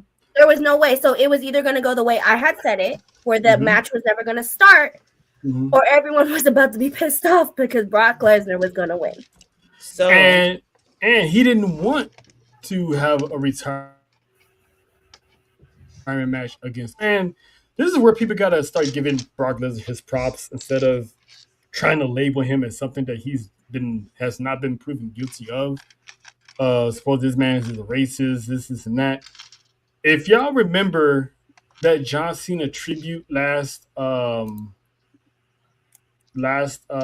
December when Brock held up that sign that said "I can see you."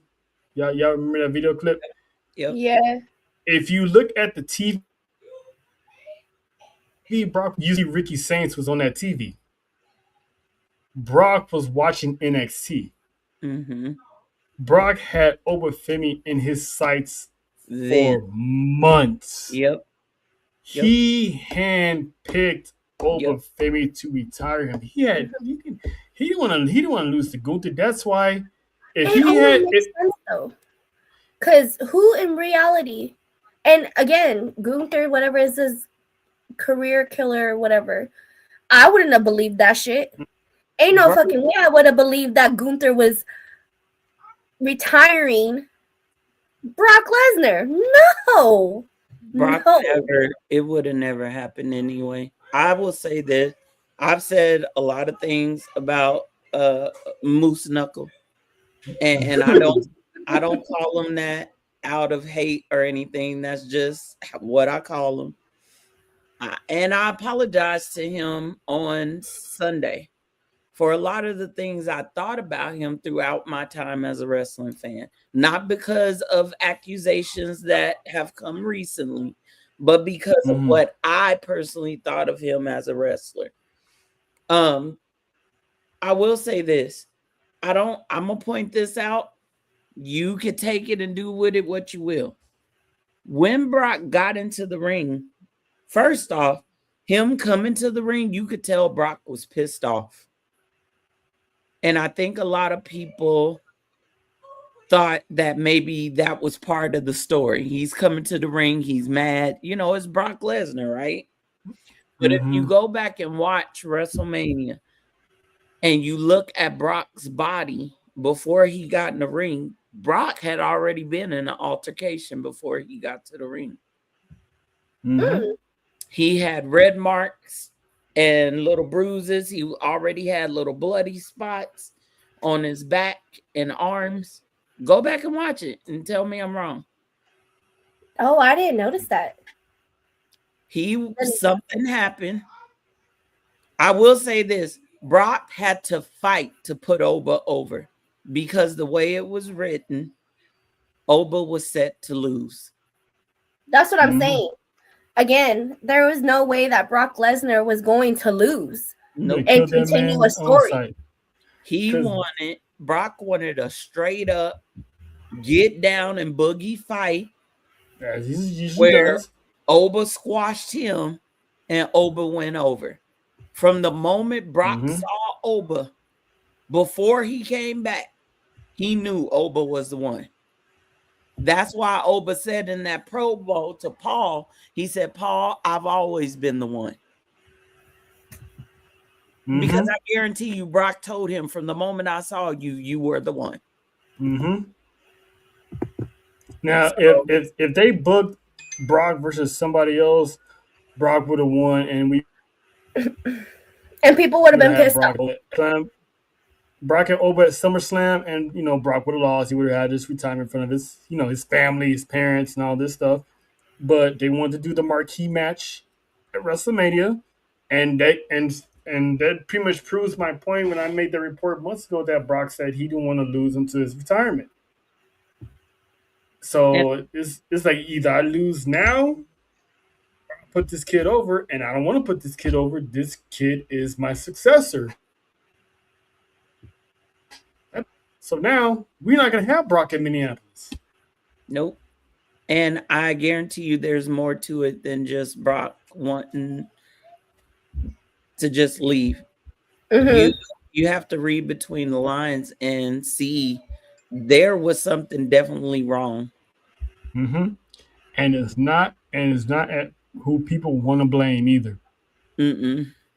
And that's what people are going to have to understand. Well, the reports are it is that they got into a physical altercation, but we'll see. From what we know, it wasn't his fault. We'll know the truth anyway. No, ever. Yeah.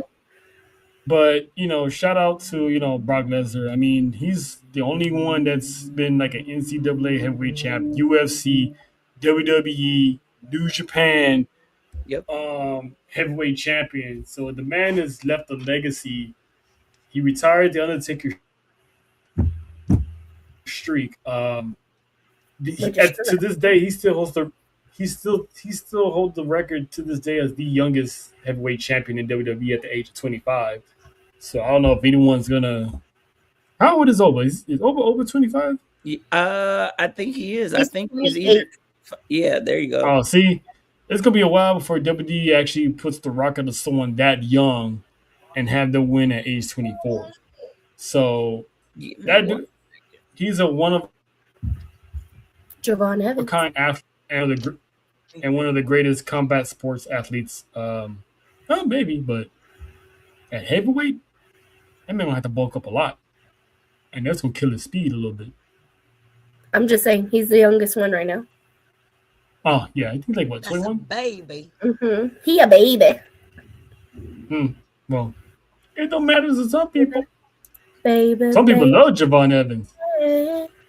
What? I said some people love Javon Evans. It's the truth. That man's of age. What she said. Yes, Jojo. You cleared your throat. I thought you had something to say. Sorry. Baby. He bouncy.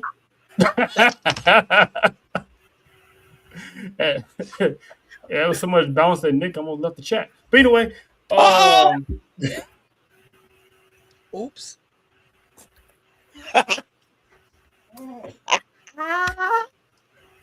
I mean, it kind of was though. Yeah, listen, I had a front row seat. I love sports for you. Ain't nothing like it. Ain't nothing like it. Never will be. Never will be. See, I like this. This was developed over the weekend. Instead of JoJo doing this too, she has her own. I like that. Yeah, this is our thing now. She points at the dimples. So that's pretty dope. I apologize ahead of time if y'all. But okay, my bad. No problem. No problem. Rhea Ripley. Woo! Jade Cargill. I think Jay got Rhea pregnant. That's all I'm gonna say. Listen, did you see that stroke? Did you see the stroke that she did on Rhea? I was like, whoa, wait a minute. That's what I'm saying. This one was for the girlies. And I think there was about that's not late, yeah. I think there was about 20,000 women that questioned their sexuality in that moment. Listen, I seen the ripples when there usually never is a ripple, but she made sure there was a ripple, and I was like, okay, Jade,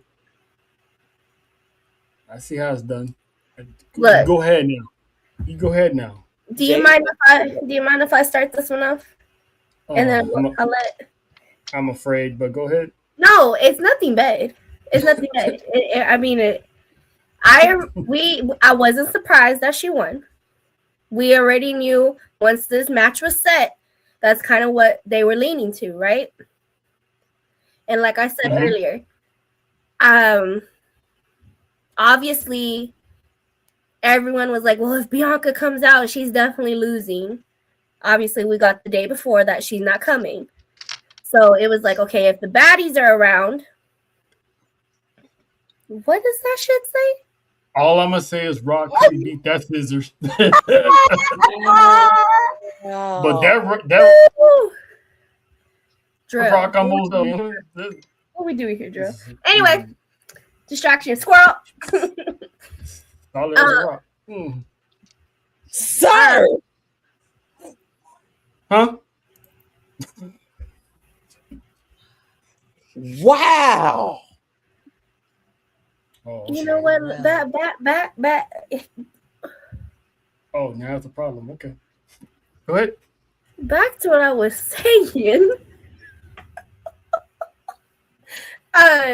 With Meechin and BFAB. Shout out to them, by the way, for getting the WrestleMania moment.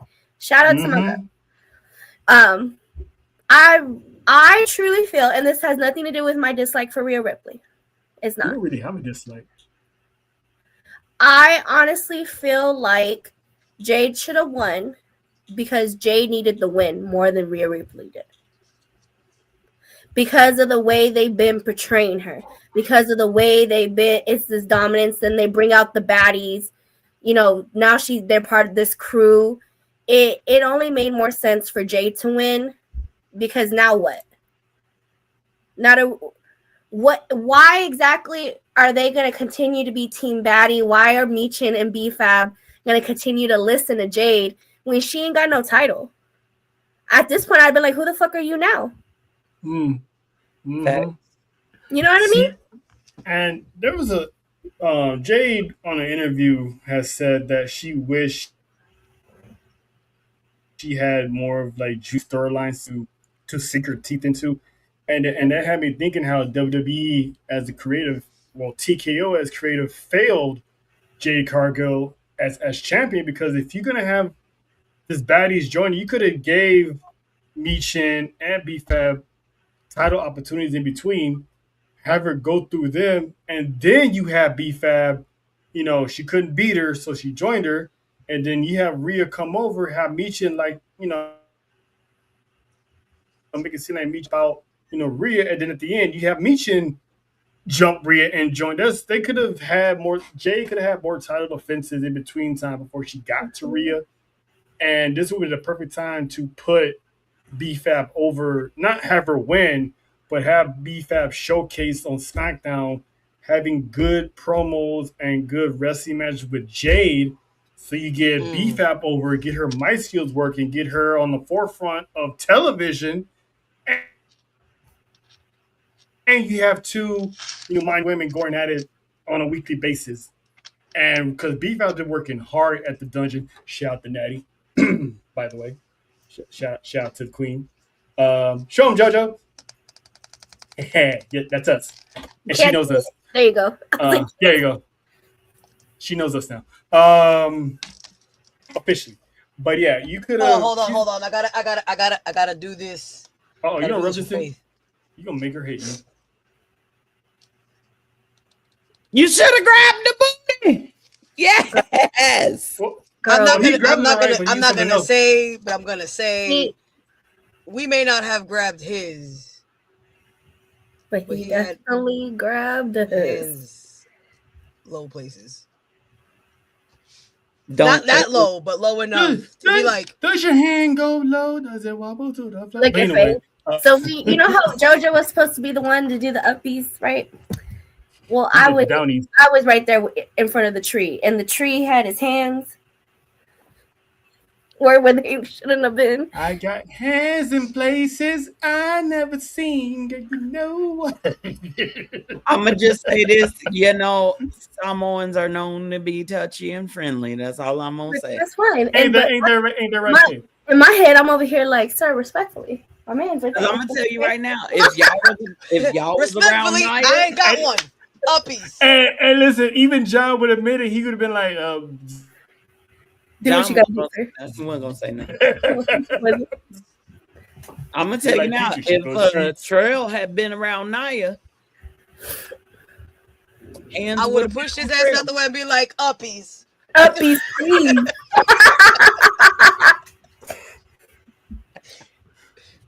And Trail would have allowed it. He would have been like, yes, uppies, sir. Let's just say John rolling took on one. the floor. What do you mean? He would have been like, click. Faith, John took one for the team for me and JoJo because we needed someone to go where JC was at. So he John took one for the team. I am so bothered by that man. I don't know how to fix it. It makes no sense. What I really needed was him and Tonga Loa to switch, and then we would have been happy. But they had to put the shorty closer and the two little tall ones on the side. Like, I'm sure he's a sweet man. I really let that man live. I can't do it. He didn't ask to be there. He didn't ask to be there. Let that man do his job. He's just there so you don't. He's just there so you don't get fined. Took one for the team. He did. He's not Samoan. He's not Samoan. That's why when I said we're gonna be surrounded by Samoans and JC. But you know what? Polynesian means all. Poly means all. So I just you gonna leave it at. But your makeup needs to do a better job. That's all I'm saying. What match were we talking about again? The throuple. B-Fab. Oh yeah. So I honestly feel like I'm like I was not shocked, nor was I surprised that Rhea Ripley won. But I honestly feel like Jade should have retained. She would have benefited way more from it. If she had more title defense than between time with her that she lost, at least she was a legit dominant champion. But they didn't have nothing for her. It felt like they was banking on Bianca Belair to come back. And really, it really was. That was their only plan. And it's like, come on now. You have other storylines you could have created. You have other female wrestlers that could do something. And again, when they brought out the baddies, when they brought out Michin and B-Fab, I was like, all right, here we go. We got something. And then it's kind of like, okay, well, now what? She should have had a series of matches with Michin and then have B-Fab get a championship opportunity, have her look good in defeat. And then you're like, well, damn, I couldn't beat you, so let me just roll with you. Well, in a way, that's kind of what happened. The fact that but it wasn't long enough because they took him off the European tour, saying that Jade injured them. Well, technically, Michin was injured, but they just show up out of no, and I get that. Nowhere I get that part. We didn't have that match. No, and I get that. That's why. But I'm just kind of like, again, now what? Because for me, if I'm Michin and B-Fab, I'm really gonna be like, who are you now? You ain't shit without that title. She still beat their ass though. Don't let it fool you. But I'm saying the whole reason for them being there with her was because she was champion. She ain't champion no more. So that's the end of the baddies. Titles. We got 2 seconds of it. I think they were banking on Bianca. Although I have to also believe that Bianca told them she was pregnant way before showing up at Mania. You still could have put them girls over before you got to Rhea. Here's 2 things that I could see happening with Jade and Michin and B-Fab now. Now that the Street Profits are back, I'm kind of curious. Are you going to put B-Fab back with the Street Profits and make them a complete wrestling faction where B-Fab is actually wrestling and not just mouthpiece? But here's what I can see them doing with Jade, because I have been hearing rumors of a draft happening next Monday and Friday. Oh. I thought they were stopping that. From what I hear, it could be possibly coming back. So my question then is, and as we see, it's already people moving because you got saying goodbye to EO, so on and so forth. You got Punk obviously letting you know when he comes back, he's going to SmackDown. Teasing, he's going, yup. So Jacob, Big Blood making the move. Jacob he was announced yesterday that he is officially a member of the Raw roster. I'm here for it. Which, listen, thank God, because when we get there, thank God. That's all I'm gonna say. Yeah. But I think with Jade, you could have her go after the Women's United States Championship. And you could keep B-Fab and Meecham with her if you're not going to put B-Fab on Raw with the Street Profits. Or you move Jade to Raw and have her go after Liv. Why not have B-Fab and Meecham go after the tag team titles? Why are they not in the tag team title picture? Thank you. They should have been in that months ago. They could have been the ones at WrestleMania. If the Bellas couldn't go, that's another tag team that could have just stuck in there just to. Yep. And they all could have had gold. And then come out and help Jay later. And the baddies all could have had gold. You see how that works? You see how that, you know? It's crazy. I don't okay. understand. I don't understand. Rhea Ripley fan. Go for it. Oh, you're talking to JoJo. Go ahead, Rhea Ripley fan. Go for it. I can't yell no more. If I yell, it's gonna be bad. Here's what I want y'all to do. Go back to Sunday's watch along. Fast forward to the Rhea Ripley match, okay? And just watch it. Because at that point we finally got both cameras working. And all you see is JoJo go, yeah! We don't have to do that. We don't. She was flexing on them hoes. Like, oh my god, that hurt. Yeah, she was. She was like, that's how it gets into something. She gets into like a real fan. You can't fake that. You can't. If anything, I didn't even care that Rhea Ripley won. I was watching JoJo the entire. I didn't even really watch the match. I was watching JoJo, and her reaction was everything I needed for that moment. Everything. It was the same reaction she had when the Usos won the tag team titles, and that video clip is on her. It was everything I needed. I think JoJo and Mimi may have been on the same wavelength. Because Mimi was on live with us, and I ain't never seen Mimi. Oh, yeah, Mimi was happy. I ain't never seen her body do the things. She was doing the boom, bum, bump. Stella still has some moves. Listen, I think. Ooh, that hurt. All that, yeah. That growl hurt. See? You need to stop. I was gonna say something, but I'm gonna wait till we off camera. I'm not gonna say it on. I'm not gonna wait till we off camera. It wasn't because of the screaming only.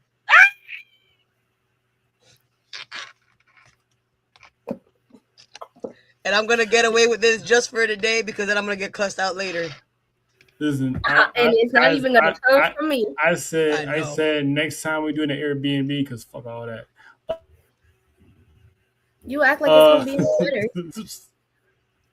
Oh yeah, it will be. For me, it is. I'll be away from this center equator. I'll be somewhere else. Sound carries, sir. No. Actually, it wouldn't. No, to be honest, no. I heard enough to know that it wouldn't carry. The cup there.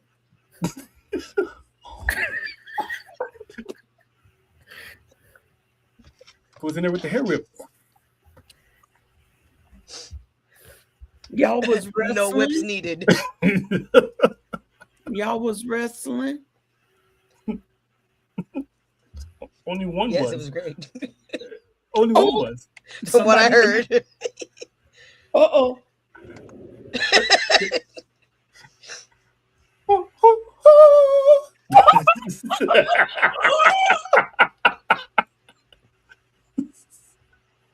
All right, maybe I won't get cussed out. Shit.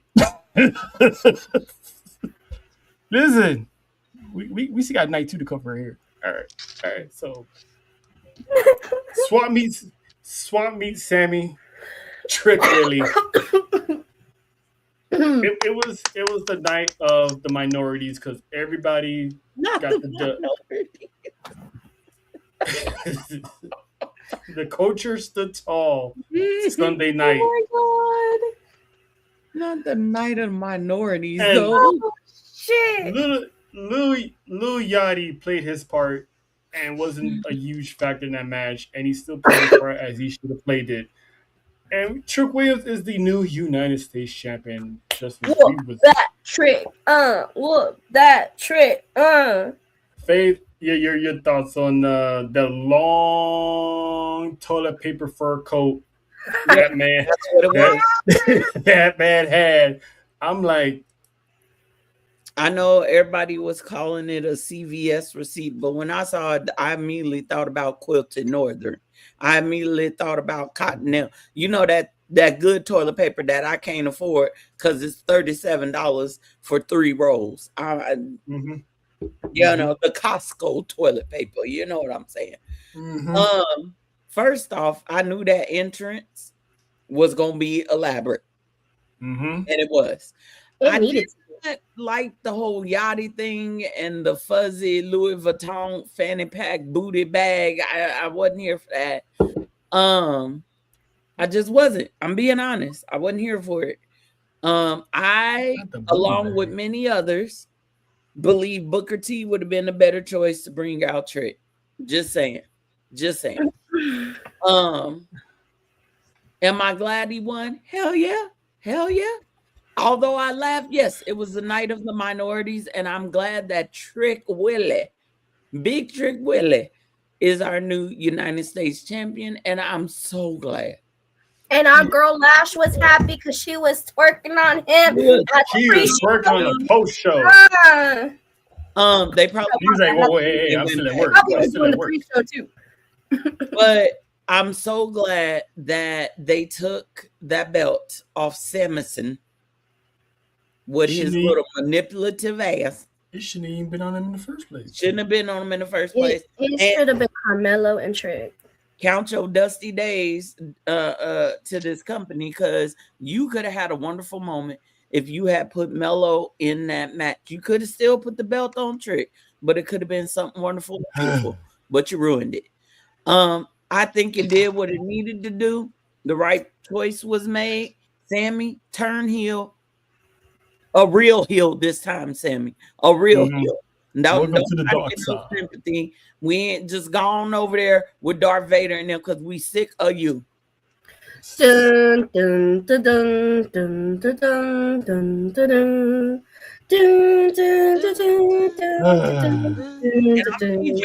I'm saying that man is Arabic. He is not. He's from Syria. Yep, there's a difference. And then this one was very, very close to home for Nessa. We had Dominic Mysterio coming out in a beautiful, beautiful throne. I'm not gonna lie to you, that was a dope ass intro. My heart, and again, my love for Dominic Mysterio is way more than I am a fan all day since day one, and the fact even Charles pointed out. From his first WrestleMania entrance to now. Like, that man came out in a fucking Aztec throne. Yep. And that one was for the culture, for real. Yep. Representation is everything, and I loved it. Absolutely. I loved every bit of it. And then we won, Faith and JoJo and Dora.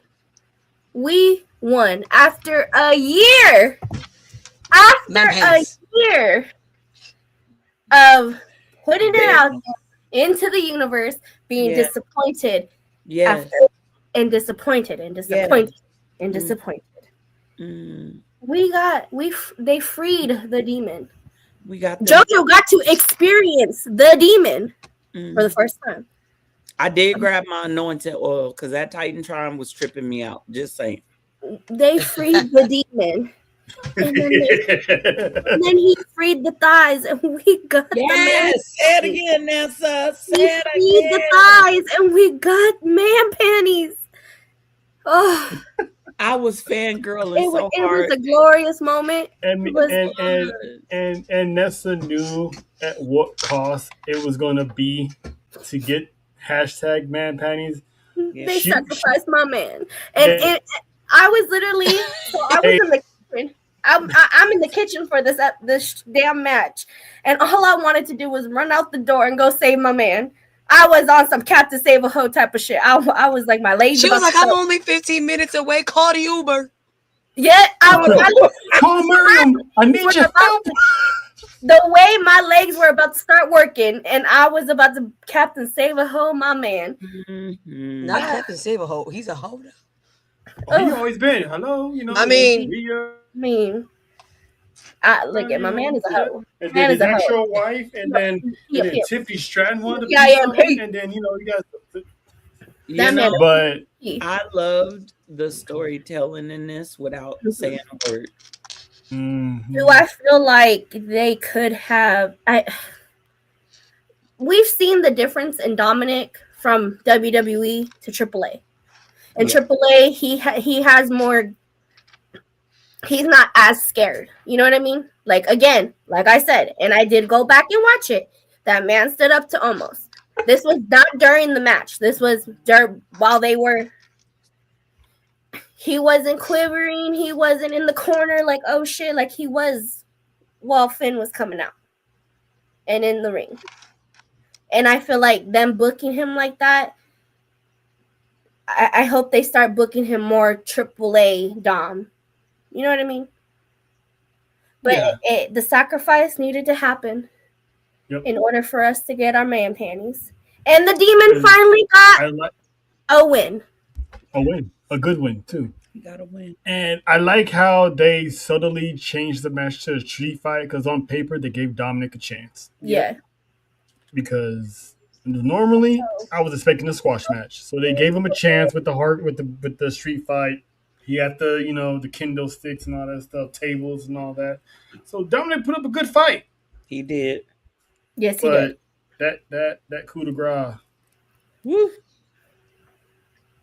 Took the crowd through the table, took Dominic to hell. And shout out to Dora, because she messaged me, she sent me shit on Twitter. She's like, we won. It happened. We did it. And shout out to her, because that, again, it finally happened. Shout out to that episode of Sports for You. A year of hashtagging and pushing we got it. We won. And shout out to him for that dope piece on his back. Oh, yes, I saw that, him eating Dominic. Yep. Yum, yum. Don't do it, Trill. Don't do it. I wouldn't mind either. Nom. Uh-oh. See?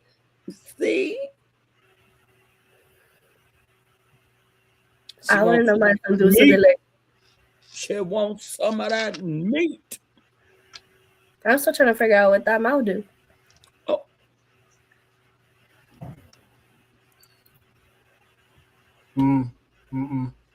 I was gonna say something, but I ain't gonna say it. Nope. How about no? I was like, wait, he's here. Like, oh, my bad. That would have been a good sneak in if you didn't know some pop. Oops. Let me go pop this popcorn real quick. But Finn Balor, the Demon, got the win. So happy for Finn. That was a good. They finally probably closed the chapters on that. I'm pretty sure Dominic's gonna get another match with Finn, but it's actually gonna be actual Finn versus Dominic, where Dominic gets the win. But we're getting the old Finn Balor back, so yeah. So he's gonna get the win probably at Backlash. They definitely running that. Yeah, and he's gonna be like, no Demon this time.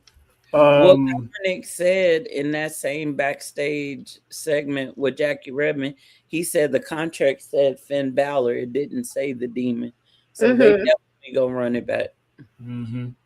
Which I think they should have had Finn, regular Finn, and Dominic, and then Backlash you get the Demon. But I get it. You know, it's WrestleMania, so I'm not gonna. Although I saw a theory on Line Trail, and I think it would pique everybody here's interest. What if at Backlash they had Dom and Liv go up against the Demon and you saw it too? You saw it too? Yes. But then I'm talking about Stephanie Varker. Yeah. But that means Dom will have to lose again. Hey, I'm not mad at that, but I'm just saying. To see you're not gonna have the Stephanie, I take it. I would definitely love to see that. I would love to see that. Maybe they should have did that at Mania. And you know what you could make it? Winner take all. They did it with Seth and Becky versus yeah, but Dominic doesn't have a WWE championship to defend. They're not gonna give the AAA to Finn Balor. No, you don't have to pull that trigger, but I'm just WWE or AAA. Undertaker. Yeah. You hear? Listen, I need you to listen to me real quick, please. You ain't got that stroke in the main roster. You just got stroke. No. You can't, let me say what I'm about to say. Undertaker. That means power, JoJo, not that kind of stroke. Undertaker. I need you to listen, okay? We have it set right here. The mixed tag titles. And Dominic and Liv versus Iguana and Lola Vice. Okay? Hey. Lola? I'll be down for that. I need AI clip. I'll be down for that. Undertaker. I'll be down for that. Dominic and Liv versus Lola and Mr. Iguana. Please. I'll be down for that. Just for shits and giggles. And that way, like, let's say that Iguana somehow winds up getting a shot at the Mega Championship out of this. I'm all for it. Please. Let's do it. I'm all for it. Book it. You hear me, Undertaker? Please. Por favor. Book that. You don't be a dead man walking. Listen to La Madrina.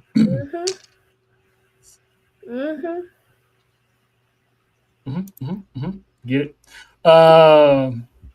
And then there was the ladder match. Javon Evans was bouncy. Oh, so good. He was everywhere.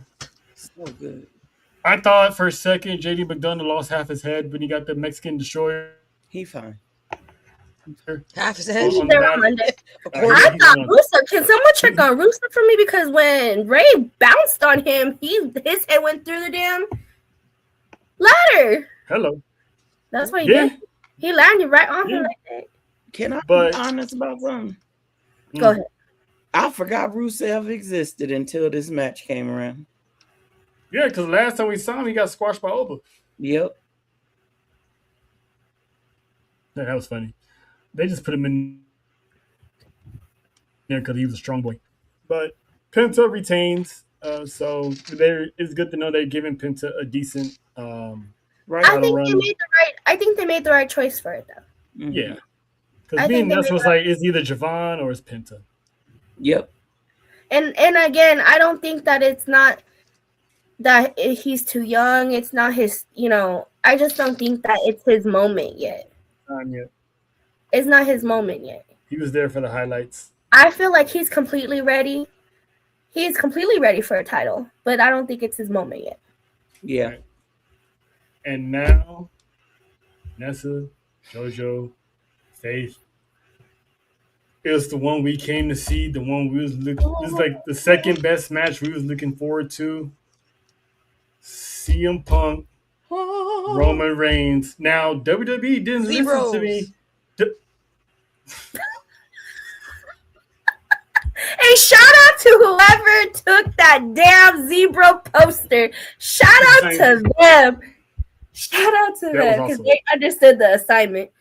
The WWE didn't heed my request and have the family give CM Punk the Death Row Raw, which is okay. I get it. I understand. It They is what should it have is. did that in Sacramento. Listen, Roman Reigns is one of the ones who will always have the best entrances because his sounds so classical with the pianos, the drums, paying homage to his family. But that wasn't the part deals because I've seen that type of entrance all the time. When they hit the that OG man talked theme, shit the whole match. And I loved it. I loved it. And I with loved a grin on his face. Listen. He was talking that shit and backing that shit up all at once. Listen, when loved every moment of it. I've seen his piano entrances. I've seen his piano entrances all the time, but when that OG theme hit, yes, yes, that opening theme hit, I was like, "It's up." I was like, I looked like Nessa had the pit, the feeling, whatever she had. I was like, I looked at him like that shit was bubble guts because that man was not losing to that theme. Nope. This man said, "I'm gonna pull out all the ancestors to whoop that ass." It wasn't even that because my gut feeling almost happened twice. It did. It did. My gut feeling almost happened twice, and I really did feel like Punk was about to retain. Like it could have really went that way. Oh yeah. That I don't know about you, Faith, because I tried to on my phone. Not on my phone. I tried to go back and look at you guys' reactions, but I couldn't get to it. But I was crying. I had chills when that OG because we didn't think we would ever hear that theme song again, and it felt like it was a signal for something. Like he had to go. He had to go there. And that thing played. I was like, "Yeah, this is we go." And he when the way he walked out, it was like, "Yeah, y'all Punk's in trouble." So, do y'all remember Gold Glove Roman? Mm-hmm. He brought back some type of different version of a Golden Glove. I was like, "Yeah, this is up." So, a couple things about his entrance. Of course, we nice shoes the too. Homage to his dad, to his uncle, the homage to Peter Maivia, his brother. But everybody was so focused on the inner panels of his entrance, they weren't paying attention to the pillars or the outside panels. Because the outside panels had Rikishi, it had Umaga, it had Yokozuna. I believe even the Usos were up there. And then Lauren, shout out to Lauren, went back and made us realize that on the pillars, written in the middle, it said Dad. Like on one of the pillars, it was Dad, and I don't know what was on the other one. Because to Roman, that's the foundation of the family for him, right? Mm-hmm. And he reminded Punk when he did that Samoan drop, like, my daddy did that. I'm gonna put you outside. He didn't say that part, but but he did. Also, but he did. You did put him outside. You did put him outside. Also, the drums were significant because that's very much part of a lot of cultures are the drums. We know in the African culture, drums are highly significant. They represent heartbeat. They represent domination. It represents a warning. When people go into battle, into wars, they play the drums. Them drummers be on the front lines. You know what I'm saying? I knew he wasn't losing. Me neither, but that solidified it. That solidified it, though. And I don't know if people caught this. What theme were they playing when he won? I didn't. I wasn't paying attention. They played his current theme. So they played the OG when he came in and played the current one when he left. I wasn't paying attention. We were they screaming probably. But they fixed it on Monday though. We got what we needed to get. Listen. Listen. This match was perfect. This match. Oh, hello, James. This here, it felt so good to see this again. No, it don't. I'm not gonna lie, and I don't care. But right now, I'm not even paying attention to the middle and to the side. Talk about it. Jay Uso looks fine as fuck in this photo in that entire segment. And for those of y'all talking shit about why is his jersey backwards, y'all really young. Y'all don't know what's up. Cause have y'all Backward heard jerseys is where it was at some point. Has nobody heard a jump? Like, come on now. First off, Roman, I can see some in the body. Can you go back to that first picture real quick? I know. Yeah, Roman, I will put both of y'all outside and put a for sale sign on your ass. Damn, what the Titans do to you? Let them go. I'm gonna need Anyway, Roman, I can see feel like this needs to be our background, JoJo. If you need the photo, JoJo, I got you. I need wait. And zoom. Are we talking about this moment now, Mantra? Huh? We can get to this moment. Yeah, because Roman he hopped out the Escalade, which was dope, by the way. He had the presidential entrance, walked through the halls, listened to the fans serenade him and all that. But then when he walked past the Usos at Gorilla, I was like, oh shit, here we go. I screamed. Dapped him up, and then when he was leaving, he stopped. He was like, hey, when he gave that signal, I was like, Bloodline is back. And I was like, they're not the same Bloodline because Roman was like, he basically, again, and he never gonna get apology out of Roman Reigns, but if you listen to how he talks to them, it's in the form of an apology in a way. Yep. He was like, I miss doing business with you guys. I miss, being with you guys. I miss the respect, the admiration, the love. And he was like, I'm not asking you to serve me. I'm asking you to stand with me as my blood. And I was like, there's a difference between standing with somebody and serving somebody. Yep. So he asked him, hey, stand with me and defend this family, to defend our bloodline, because people are going to still talk about our family. And seeing Jimmy and Jay see that and agree to it, I was that brought a tear. I was happy. And I thought we was going to get the bloodline salute.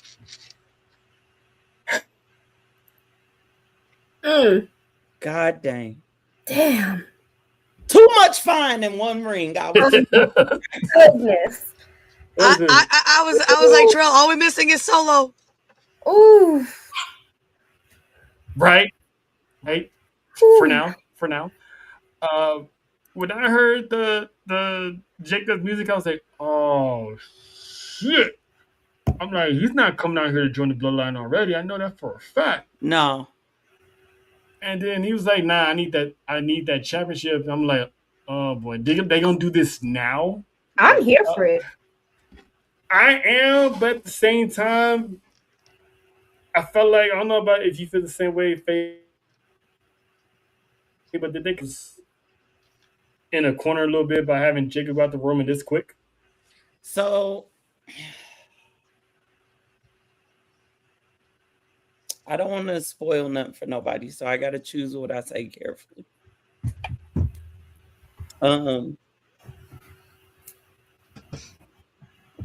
I don't think it's too soon because I know Jacob's going to hold that title one day.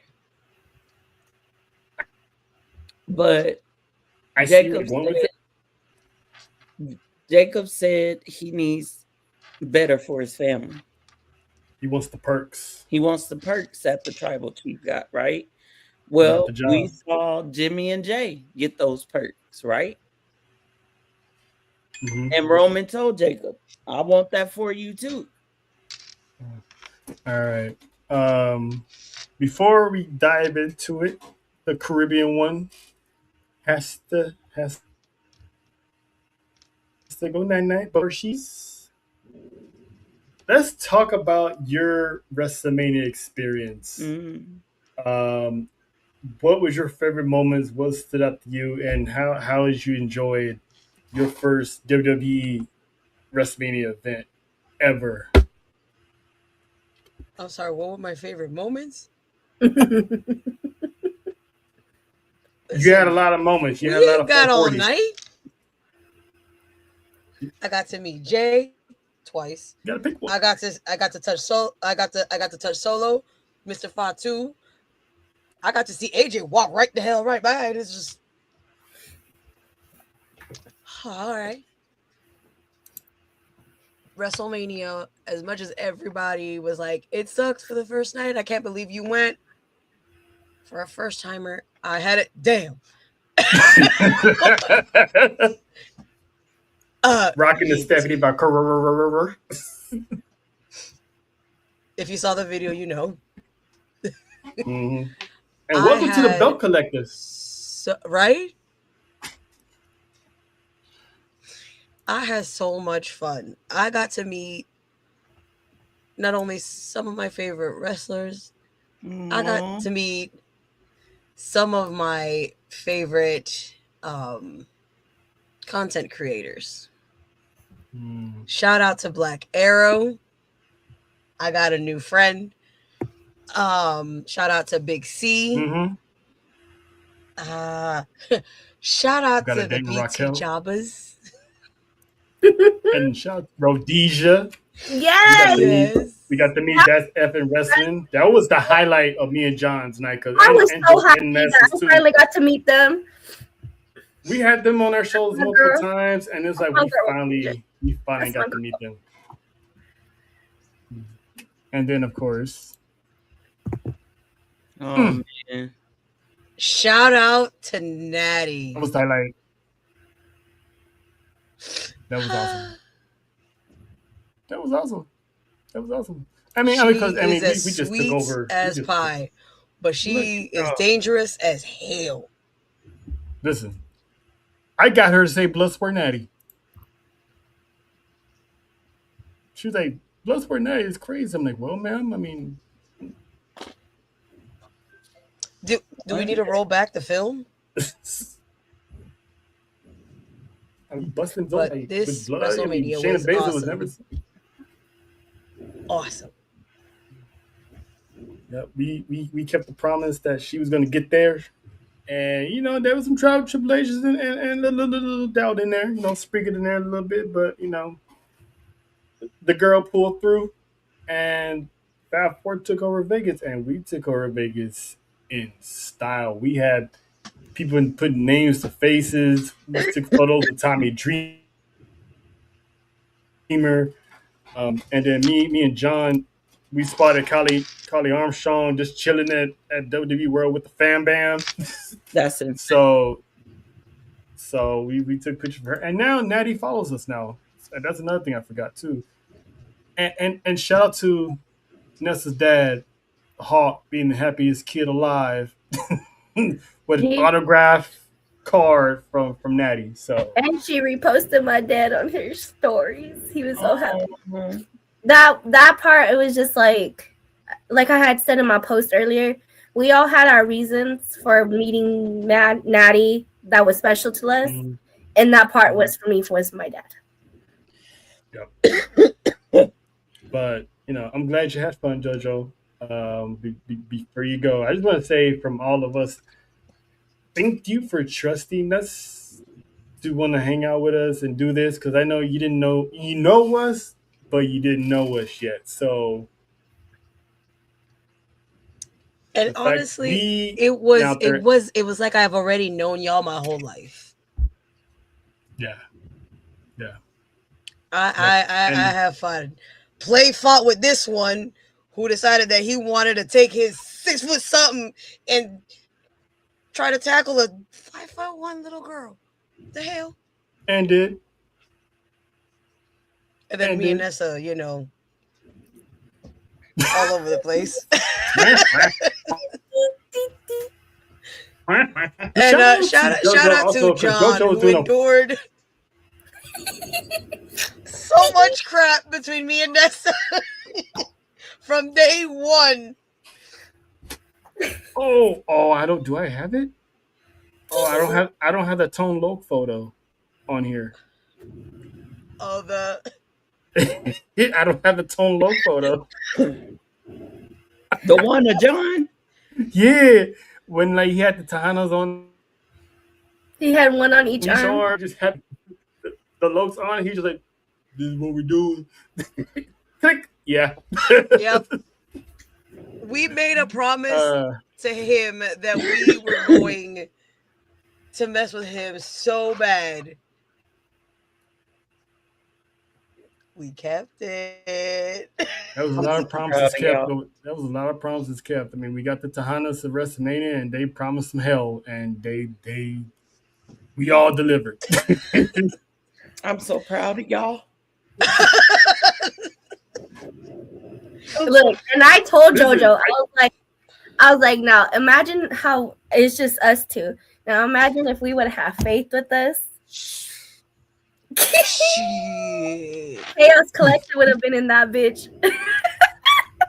And it's like it was a good. Hold on, I got one. I gotta press a button.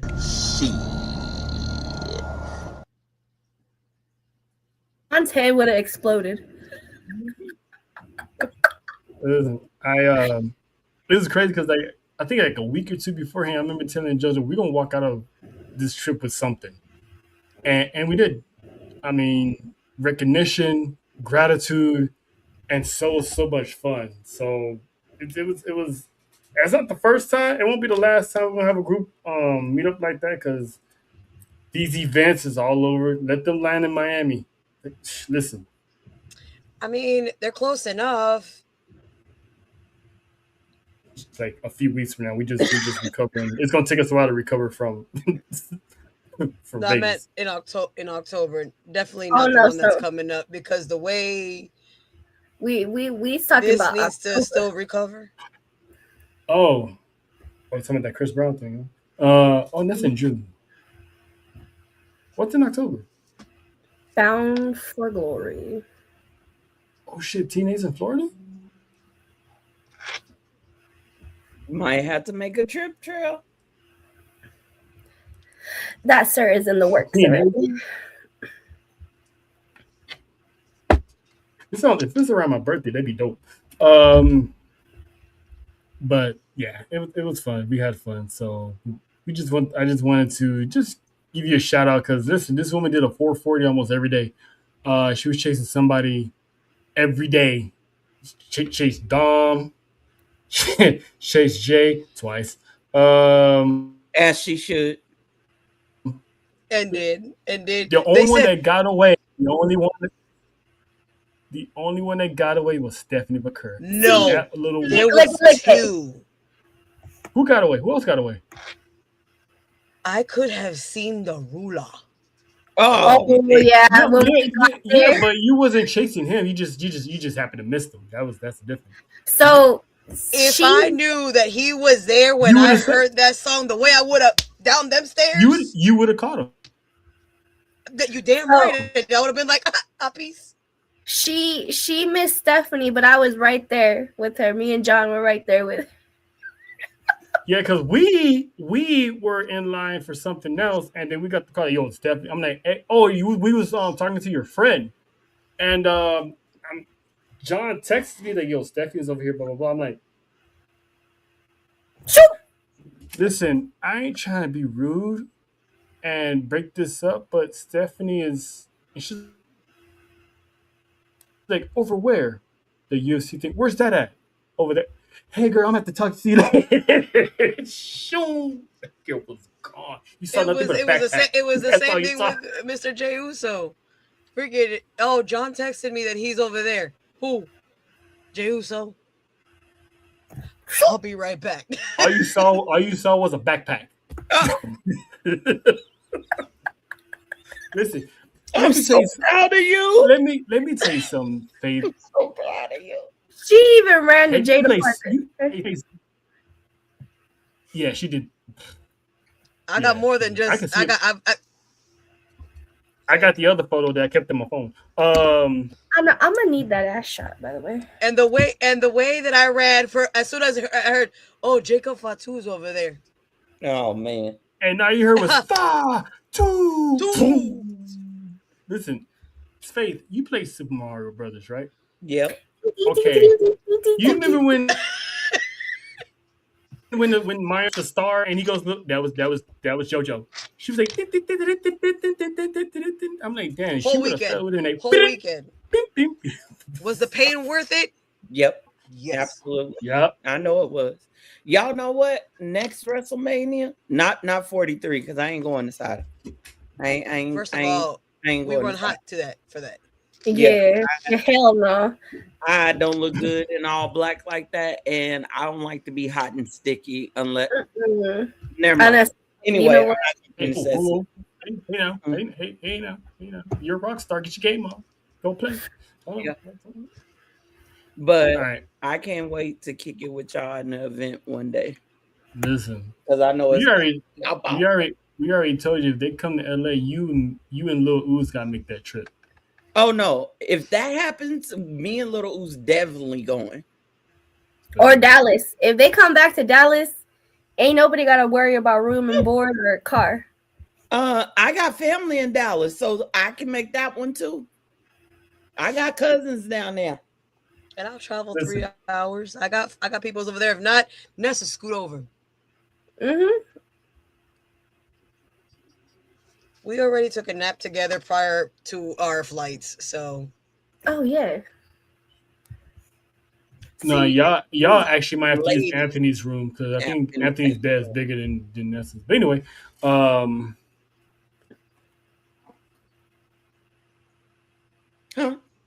listen, the Rose game compound is we fit y'all figure it out. Oh, okay. Well, we love you, JoJo. We love you, JoJo. We glad we was able to give you the WrestleMania experience, and it's only up for here for the brand. So come on, tell somebody. So, but wish you good nights. Get some rest, cause you got some donations to. So you gonna need all your energy. But love you. Bye, guys. And that is the Caribbean one, Mrs. JoJo. We love her. Here, now, forever, together. Just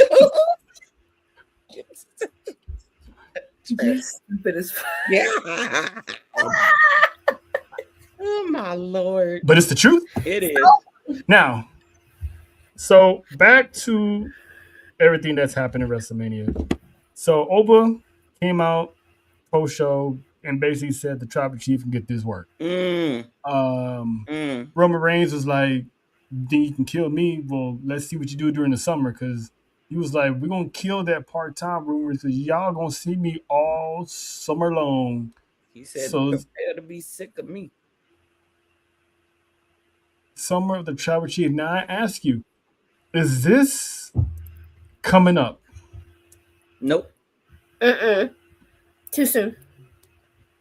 Is it a big mistake if they book Obafemi versus Roman Reigns right now?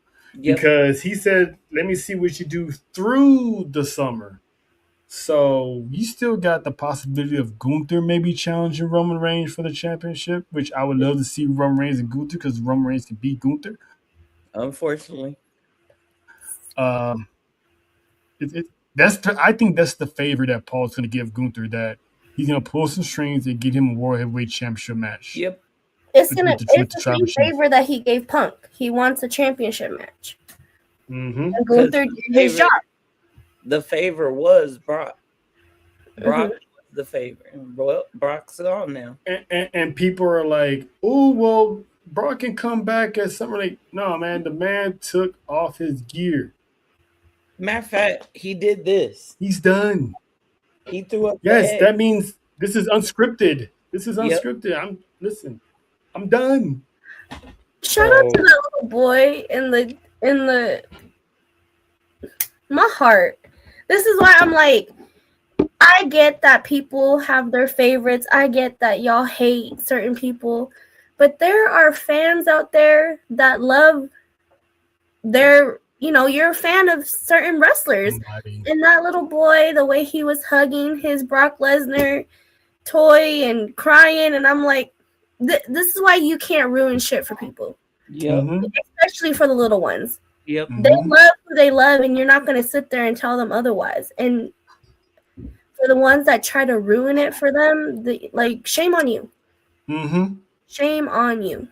I mean, and again, he's never been charged with anything except being a freak, but that's about it. I mean, what other man in the world would be like, oh, show me a picture of her? Yeah, most definitely. That's in almost every guy group chat. But anyway, and that's all he's guilty of. That's it. The woman never said she got touched by Brock. Vince has said he's never done anything. It's like, this is all they got, and they're like hating on him for nothing. But at the end of the day, the man's a Hall of Famer. I mean, he's been there, done that. 2 decades of dominance, UFC, WWE. He's a once in a lifetime athlete. For him to put Obafemi over, automatically tell you the man doesn't have a racist bone in his body. Because he could have picked anybody. He could have picked Gunther. He could have let the company pick for him. Look, but he handpicked Obafemi. He could have picked Braun Breaker. Yeah, which I thought would have been one. But first off, shout out to Kofi for saying we're We've been avenged. We've been avenged. But I will say this about the whole Brock thing. Number one, never drag, especially a man, because you don't know what it does to a man to have his name dragged and he did nothing. There's plenty of the men that some of you women who was calling Brock a rapist and or whatever word, sexual predator. Thank you. That the dude y'all with didn't ask 16 people on IG to send a photo. Let's just real talk. You sitting over here bashing this man while your dude over here messaging this Instagram model for a picture. Stop dragging people through the mud. You don't know what it does, especially to a man. Number one. And you wouldn't have did it to his face either. You showed the hell. Number two, we cannot deny what Brock has meant to WWE, WWF, because he was there then. We cannot deny, as much as we felt like he held that title hostage for all the way up until what Seth won it in 2018 from him. Brock's whole purpose was not to be there every week. It was to take that title and say, can't none of you mofos take it from me. So I'm going to go and put it on my mantle. And when one of y'all want to step up, here I am. Brock was the moment. He was the it factor for all those years. And we thank him for it, because we would have had some great matches without Brock. And he put his life on the line too. Look at that time he almost gave himself a damn concussion doing a dang move he know he had no business doing.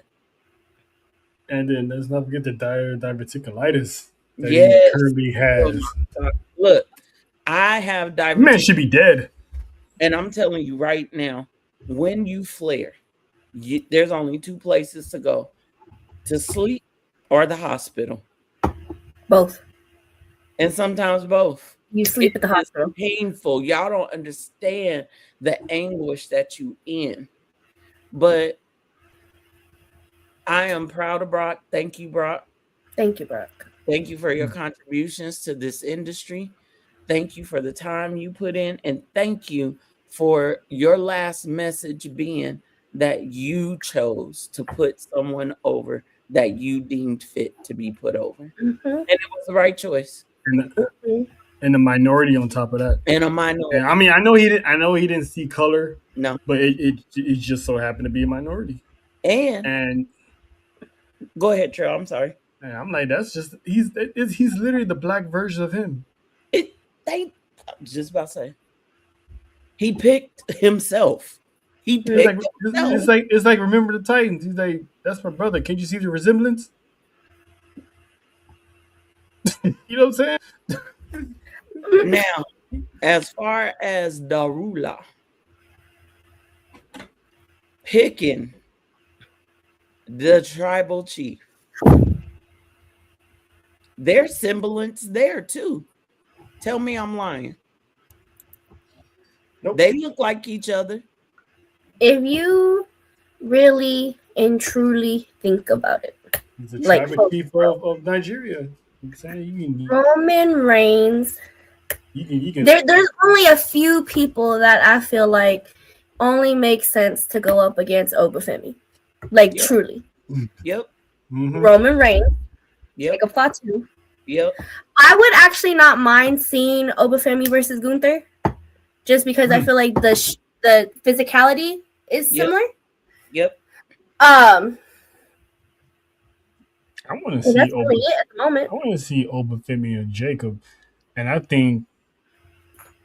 But that's what I'm saying. Like Jacob gonna have the test.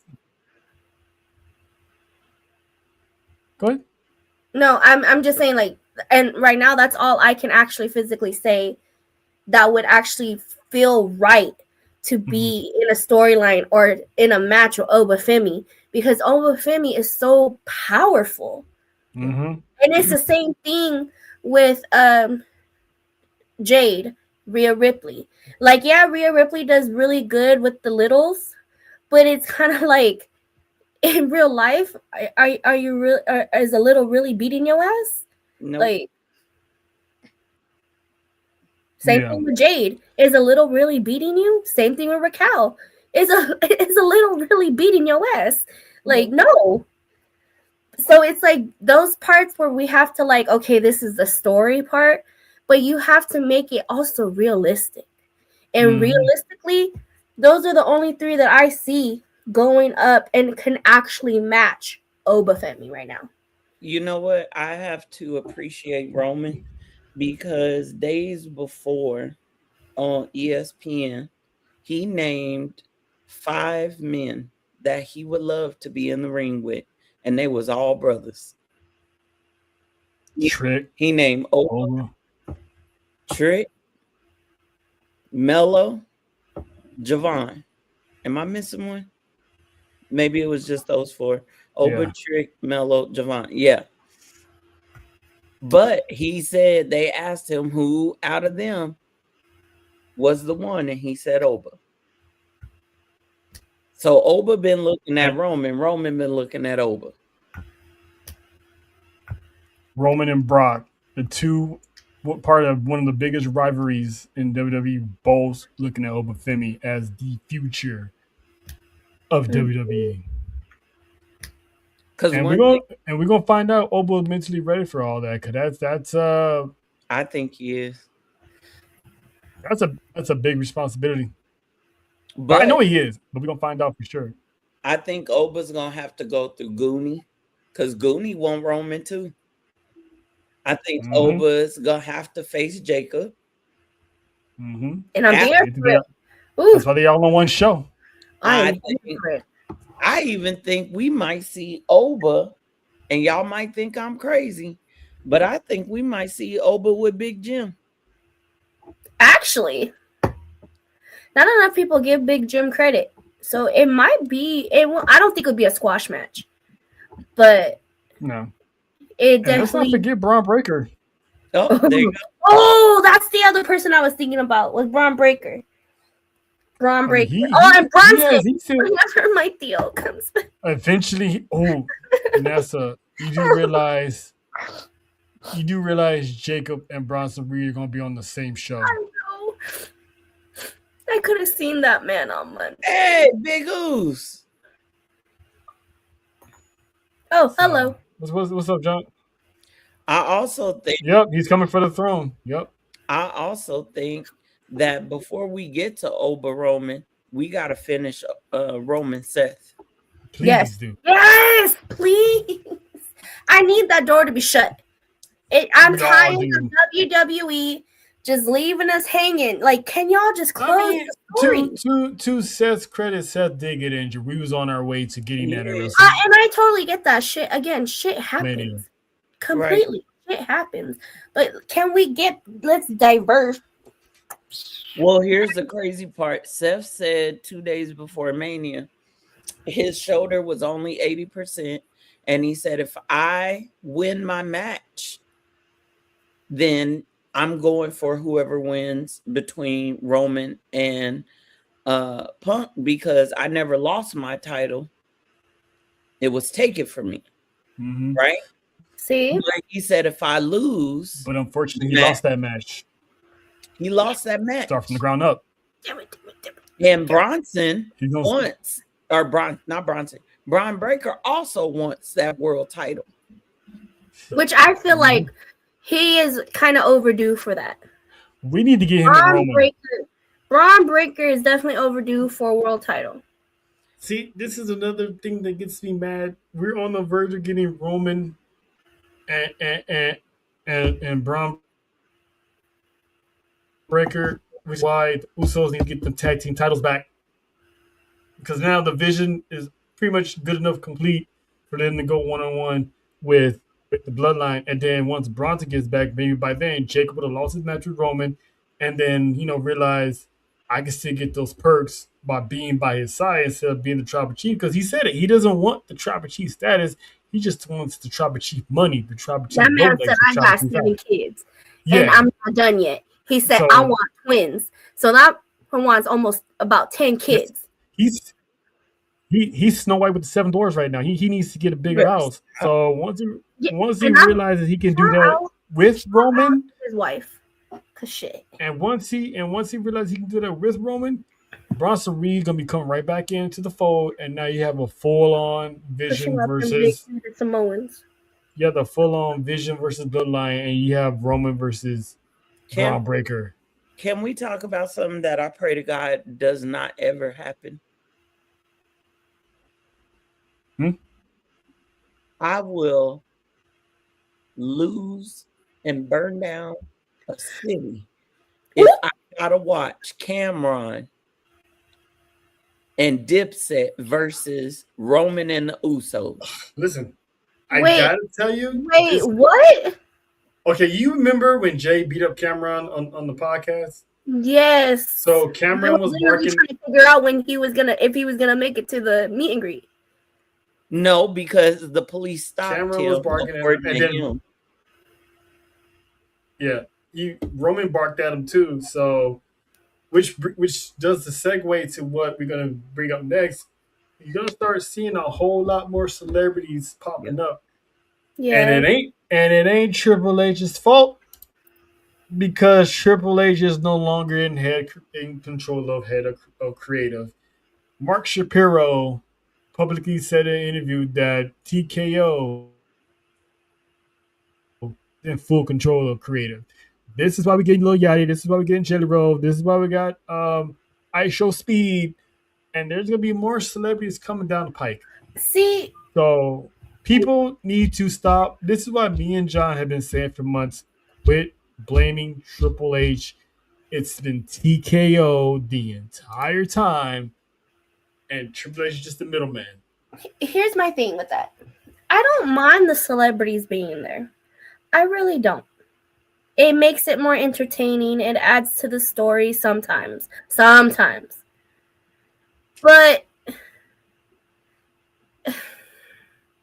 it's too much sometimes, though. Yes. And I'm going to go back to where before they moved to Netflix, if y'all remember Dominic's interview with Logan Paul. Mm-hmm. And how everyone was like, oh, yeah, we're moving to Netflix. They're going to have sex scenes and it's going to be more, pretty much more like the Attitude Era, right? Mm-hmm. And he pretty much was like, shit like that needs to be special. That's how I feel about the celebrity stuff. We don't need it all the time. We don't need it every show, every PLE. Every storyline. The whole point of a celebrity joining in or coming into a storyline, it's supposed to be special. I'm gonna say this. I don't see Roman getting in the ring with Cameron and Dipset. I don't either. In any universe, in any parallel universe, ain't no way in hell I see that. If anything, it'd probably be Jay. by himself. Yeah. But not Roman. I tell you this, I think Cameron's trying to push the narrative. I don't think TKO is interested in him. It was the same thing with the Tom Brady situation. Thank you. I think that Roman said that to make a point that the family, and I cried a little bit, and I didn't. If y'all go back and watch Acknowledge the Dynasty on Monday, during that whole, from the moment Roman arrived all the way to the end, we were chaotic. We were out of control. I almost fainted because I was like, oh my God, it's happening. It is actually happening. And we talked about it for months. We warned people it was happening. And so I'm not worried about Cameron. I think he's the one pushing the narrative. But when Roman did this, and then he did this,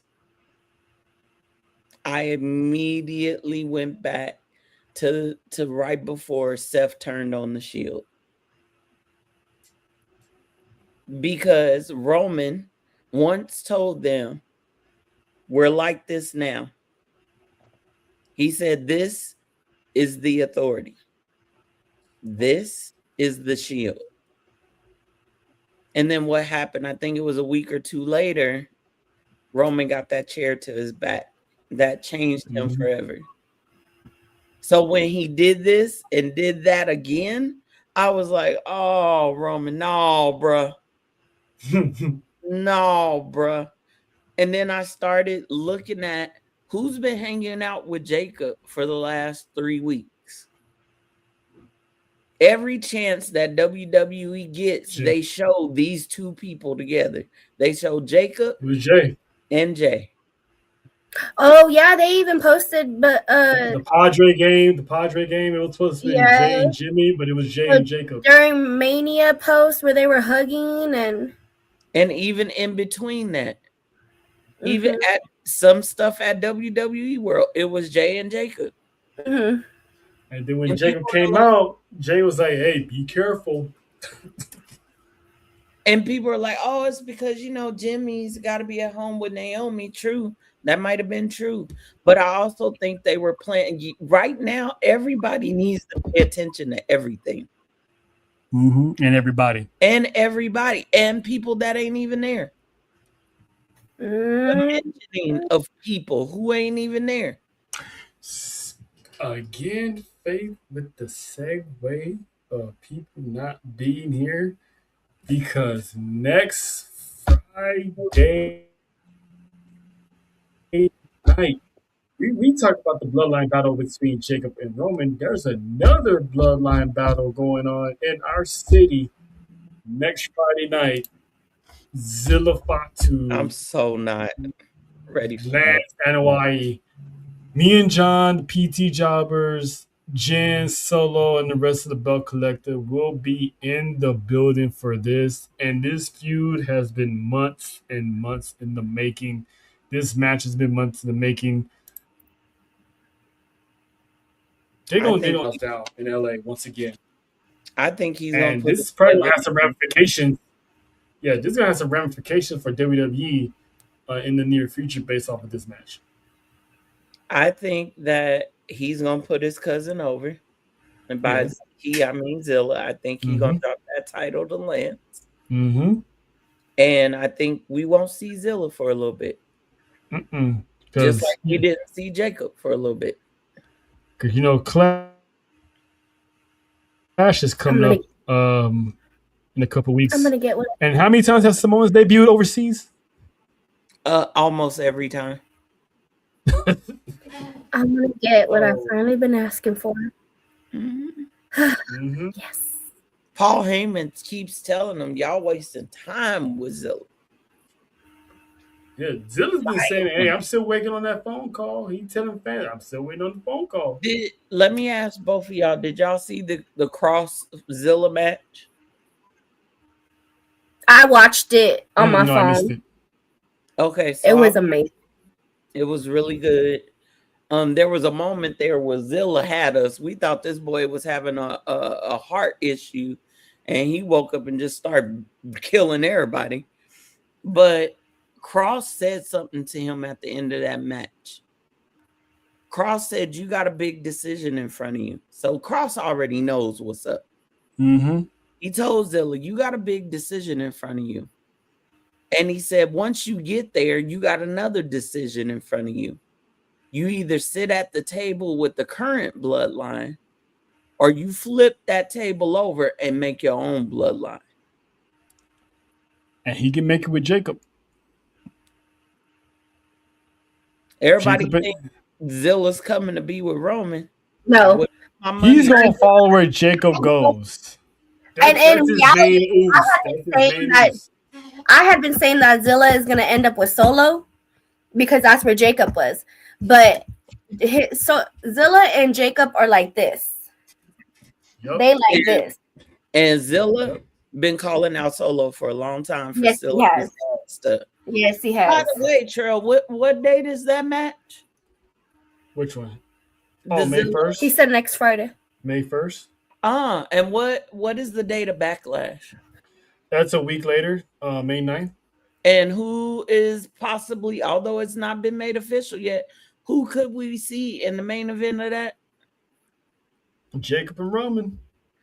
And if Zilla dropped that title, he can be like, surprise, motherfucker. But he ain't gonna cost Roman the title. It might be after the match. No, he wouldn't cost Roman the title, but he, like you said, yes, he could do two things. He could come out during the match and pull the ref out, but then that brings Jimmy and Jay out to neutralize the situation. Or, like you said, he could wait till the match is over. Jacob talk that talk, and then Zilla just show up in Samoa and spike him. Mm-hmm. Because now Roman is doing these matches by himself. Yep. Without Jay and Jimmy's help. And shout out to Jay for doing an interview saying he wants one more run as a right-hand man. Yep. So, in other words, people, don't look for Jay to pull that trigger on Roman Reigns just yet, because he wants that one more time. Because this time is different. This time he's looked by Roman as an equal. He acknowledged his main event Jay. He let the people yeet it. He's everything's different now. The attitude with Roman is different. He's still that ruthlessness, but now he shows the Usos more respect than he ever did. Roman's goal with his family now is to bring them together. But he gonna have to pay for some past discrepancies before that happens. And he's gonna have to prove himself. I can't wait to see when Solo gets mixed into all this. Hopefully it'll because Solo later. Yeah, because Solo keep popping up everywhere the Usos is or Jacob is lately. Solo's been popping up in MFTs, and it's like, what you doing here? And then MFT, like Thomas looking at him like, why are we here? I'm foolish enough to think that this Friday, because if Raw after Mania is good, they gonna try to do something with SmackDown. Should be better. And I'm crazy enough to think that Tama and Solo end up in a little tiff again. Oh, based off of last Friday, hell yeah, they're gonna be in a little tiff. Which, by the way, the White should have won that match. But anyway, look, because I was like, sir, if you don't end up at your meet and greet, we're gonna have some problems. Okay, well, I better be okay. Solo thinks that the rest of the MFTs are on his side. Whose blood is it really? No. And I've been saying that since the dream. Yes. Like they're looking. Solo's gonna end up. Yeah. Someone's gonna. Solo's time is starting to come up. Exactly. It's problems, Bella. It's problems. It's gonna be the Tongans. And Tama posting workout videos. I seen it. That man is thick. I seen it. He didn't put on some more muscle. You not putting on that leading man muscle unless you plan on being the leading man. So knee pads ready, baby. Continue, sir. Because ain't he the older brother? He is. Mm-hmm. And what's funny is Tala is the baby. Has the baby tree. Look, it's always like that. The oldest are the little ones, and the youngest ones are the bigger ones. Solo, get them knee pads ready, baby. Get your finger ready, honey, and just go on and crawl back over there to Roman. Pads, not the knee pads. He's gonna need it. He gonna need it. Because listen, that we like Faye said, that's not the Anawai bloodline. That's a Tongan bloodline. That's Haku's bloodline. And let me tell you something. Haku's bloodline, I think, is more loyal to each other.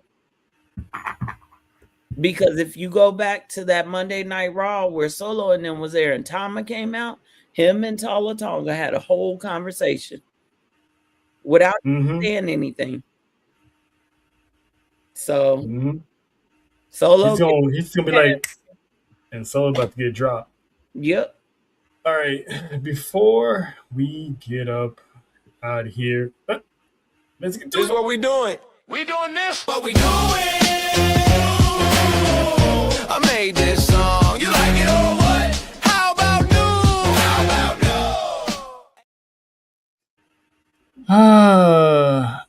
new? WWE fans, come on down.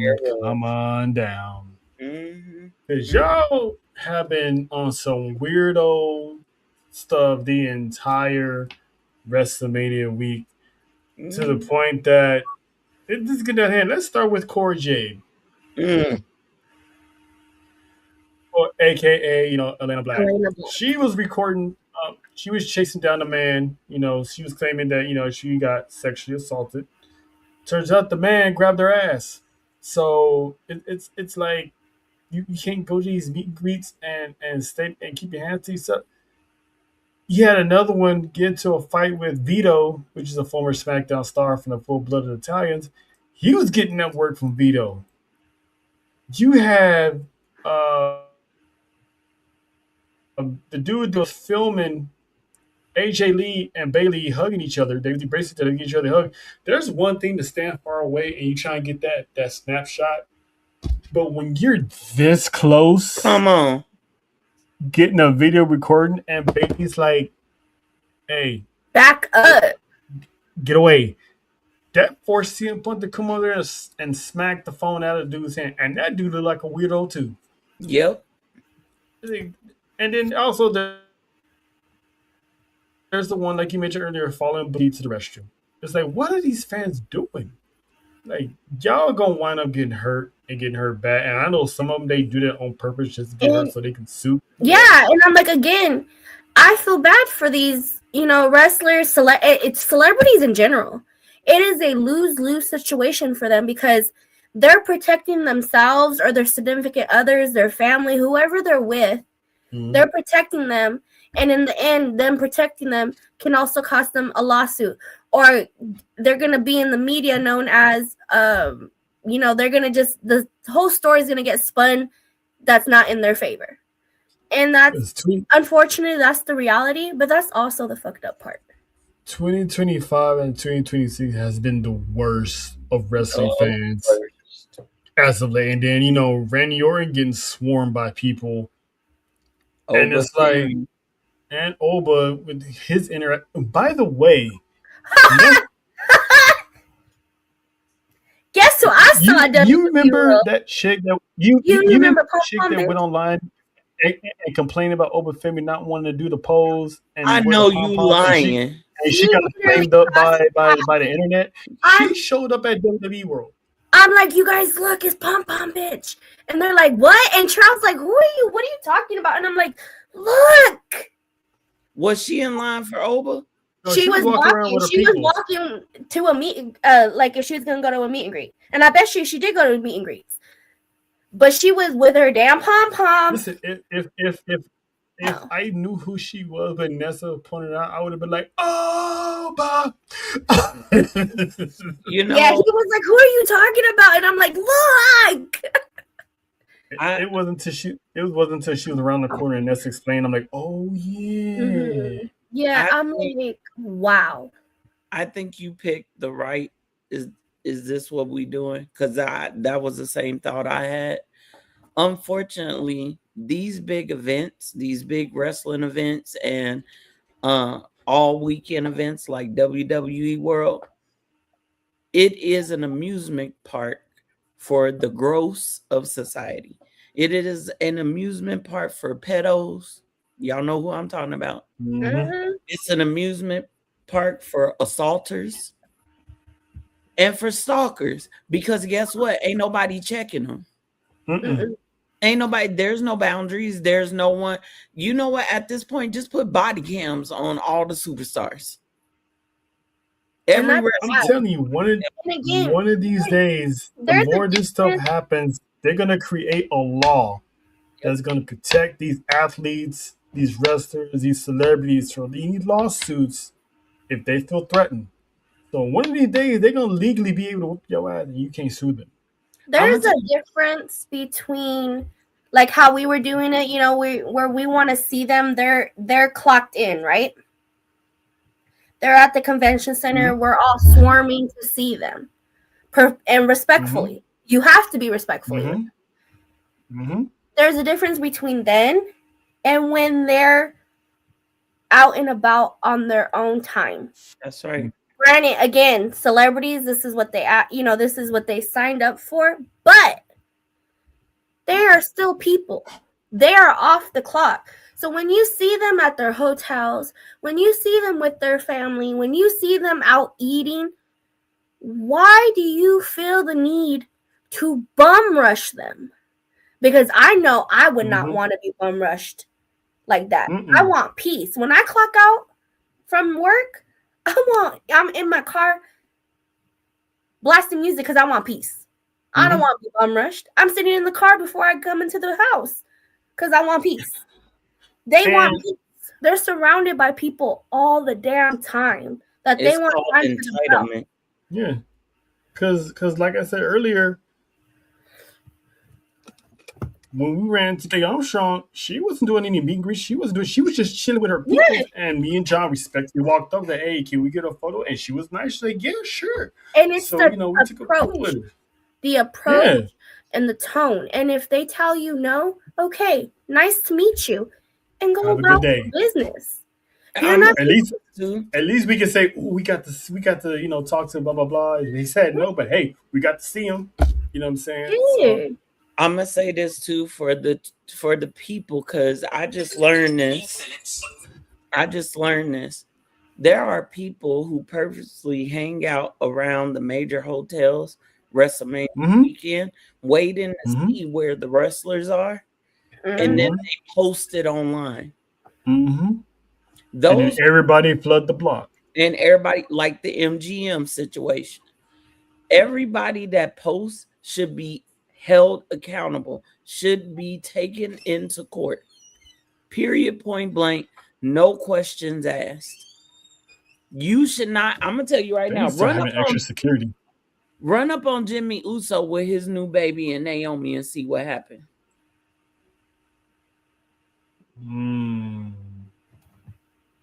And when Bianca was walking along the side of the ramp to go to the back, people were reaching out to touch her belly. Why? First off, regular person, you don't touch. You don't. No.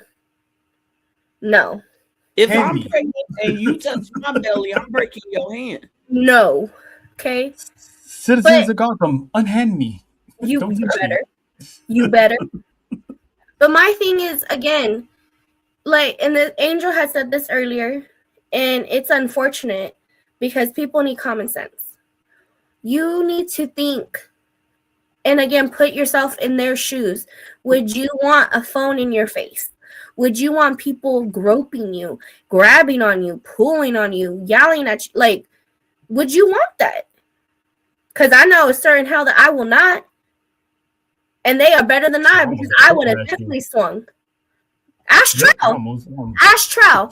Trout almost got it last year because I was innocent. Yeah, because someone grabbed my ass. Someone grabbed my ass while we were walking out of Money in the Bank, and I swung back and stopped myself because I saw Trout behind me. Y'all gonna mess with the wrong one, and then you gonna be online. And there's a lot of these stars. There's a lot of these stars who are young, who they got tempers. You don't see them running up on Jacob like that. You don't see anybody. I wish you would. I wish. There's only certain people they will run up on. Yep. Even Royce Keys, he just got here. And he was harassed for a photo, and dude was like, "You know what? I'm gonna go. He told him, "I'm gonna go. This is my time. I'm off." Yep. Yeah. And that dude's from the Bay, so they could have easily went left. And I want to add on to this because I feel like the theme of This Is What We Doing is fans and what we saw at WWE World. As an adult, you guys should know better. Okay? I get it. We're relaxing. We're chilling. I was right there with Stephanie Valkyrie for Civil Regime. And they were, she was throwing free shirts. Okay, cool, right? Some lady grabbed, caught the shirt. And then here comes this grown-ass man and latches onto that lady's shirt and starts fighting with her for it. Okay. Everyone's compacted in. And this man reaches over. And who's in the middle of them? A child. And his mom. She can't back out. She can't move because she's stuck. And he's pulling and she's pulling, and they're hitting this little boy who's strapped into his stroller. And I got into it because I'm like, dude, stop. There's kids around. You're hitting this child. Everyone's trying to separate them, which is not even helping. It's making it worse. Until dude finally let go and still was swinging like if the lady finally let go and they were like, if you guys stop, we'll give you both shirts.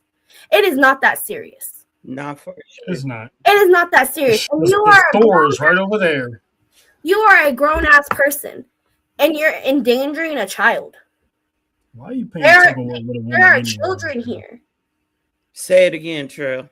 So why are you playing tug-of-war with a woman anyway? No, I'm not saying it wasn't that serious. It wasn't that deep. And he still, and again, even after she let go, he was still like if someone was trying to fight him for it. Like, sir, you won, walk away. Yeah. This is why the human race would never fully evolve into anything. Because of stuff like this. And that right there, and I'm literally front and center, again, trying to help, trying to make sure that this kid is okay. Because he's crying, scared. And the mom is chaparita, like shorter than me and JoJo. That's why he did it. You know what? Stuck. And I'm just like, first off, it couldn't have been me because I would have threw elbows already. I would have hit somebody. That's my kid. But it's like, it's not serious. It's not that serious. We're all here to have fun. And you made it into a situation that could have turned completely, like someone could have got hurt. Somebody did get hurt. That little boy. Well, yeah, you know what I mean. Like, little boy's mania. We gotta be better as people because I'm telling you, they're gonna make a law. Sooner or later, the law gonna get passed. The workers at Civil Regime, they gave that lady a shirt, and they gave that little boy a shirt. So shout out to them for doing the right thing. But it's just like, really, and shout out all to that for a fucking shirt. Seriously, that you probably could even fit.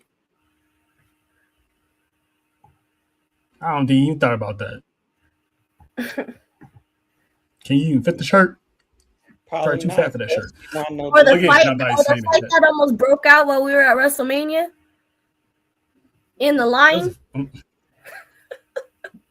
Oh well, I mean, listen, that security lady, they had that line all messed up. I mean, they didn't have no guardrails to have the line go smoothly. They just had people stand here. People were merging to other people, and it's like they It was a hot mess. Yeah, It was a hot mess. And also, but we got in. Yes, we did. Y'all fans that got arrested for stealing, idiots for stealing the floor seats that you didn't even pay for. That you didn't pay for, number one. And that one, I don't know if he's a streamer or content creator who snuck a drone up in there. What'd you think? What'd you think was gonna happen? You thought, and then what was the two streamers talked all this crap online, said horrible things online, and then you showed up and you paid with your card. Did you think they were not gonna look at the names of the people? And then they were trying to talk shit online, talking about WWE is highway robbery. That if that was the case, they shouldn't have. I was like, first off, if that was the case, you're the dumbasses that bought the tickets. And also to the writer, or oh yeah, from the one that used to work with ESPN, who went viral because he said WWE didn't want to give him his credentials and he wasn't allowed at the event, had people yelling at WWE, this is wrong, only to find out the reason why this man was not allowed because he was saying some whole bunch of mess about R-Truth, calling R-Truth the coon and all this stuff, to the point that R-Truth had to go out of his character and say he was a bitch ass nigga. That's why you. And shout out to R-Truth. Shout out to Truth. So, and I was telling John, when R-Truth don't like you, you messed up. The one person I don't feel like I feel bad for that got banned was Ric Flair. I mean, I don't feel sorry when the man don't need to put the liquor down. But no, here's my thing. Did he say something to Kaiser? Probably. But that's why y'all banned him from seeing his daughter wrestle at Mania, is because he said something to Ludwig Kaiser, and then Kaiser went back and told. Y'all really could have just had them in separate areas. I think it's more than that, though. I mean, let's face it, Ric Flair lately, every time you see him, he's like doing those little messages, and it's like, you're supposed to wish a person, good marriage, and they don't get married. Why you? The man stays drunk more of the time he stays sober. It was just it's so much as much fun as we had. The stupidity that we saw was like, wow. Yeah, it's we just gotta be better as people. There's always gonna be someone who's gonna ruin it for everybody else. One bad apple to ruin the bunch. But Faith, we appreciate you for pulling up. Shout out to JoJo, John, Nessa. The Fab Four took over Las Vegas, and we never looked back. We had so much fun. And listen, the Vanessa cheese dip. It hit the spot. She had two flavors. She had two flavors, and they were fire. So we're gonna get up out of here. So much love to everybody. We're gonna be seeing a whole lot more Faith because Faith is going on her retirement tour. So that's why she's always here because we're gonna enjoy you while you're here, even though you be back sooner rather than later. This is just another Seth Rollins ploy. She's gonna be out for a minute, and then next thing you know, what's up, Boosters? No, you did. So Seth Rollins. So she's gonna be Mana Rollins in a bit. So I'm gonna pull a Roman. She's going on vacation for a bit. Yeah. And then she's gonna pop up. But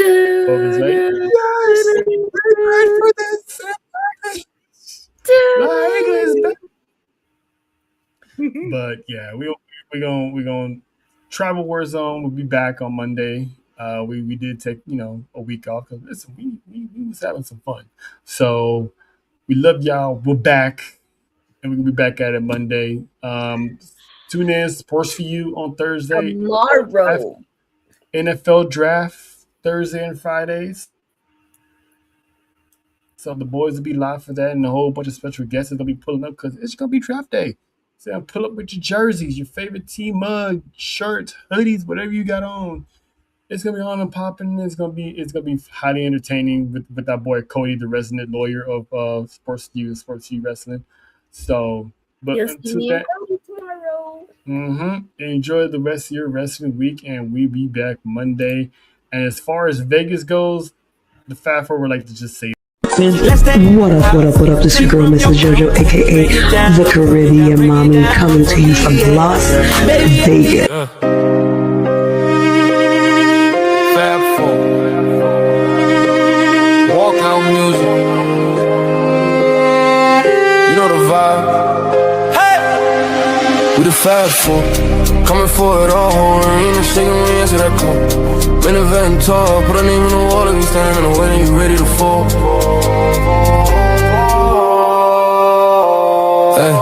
Sports for you, wrestling in the screen, that's the platform. Man, event John, turn the crowd to a sandstorm. Every suplex, big pop, get the fans warm. Whole car built on the way that my hands form. West Coast demon, that's what the cold look. Flock from the map just to write a whole rule book. Got him in a chokehold, read him like a notebook. Turn a little side quest into a bowhook. Whoa, we the Fab Four.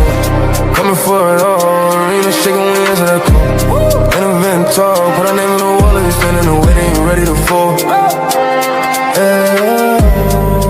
Hey.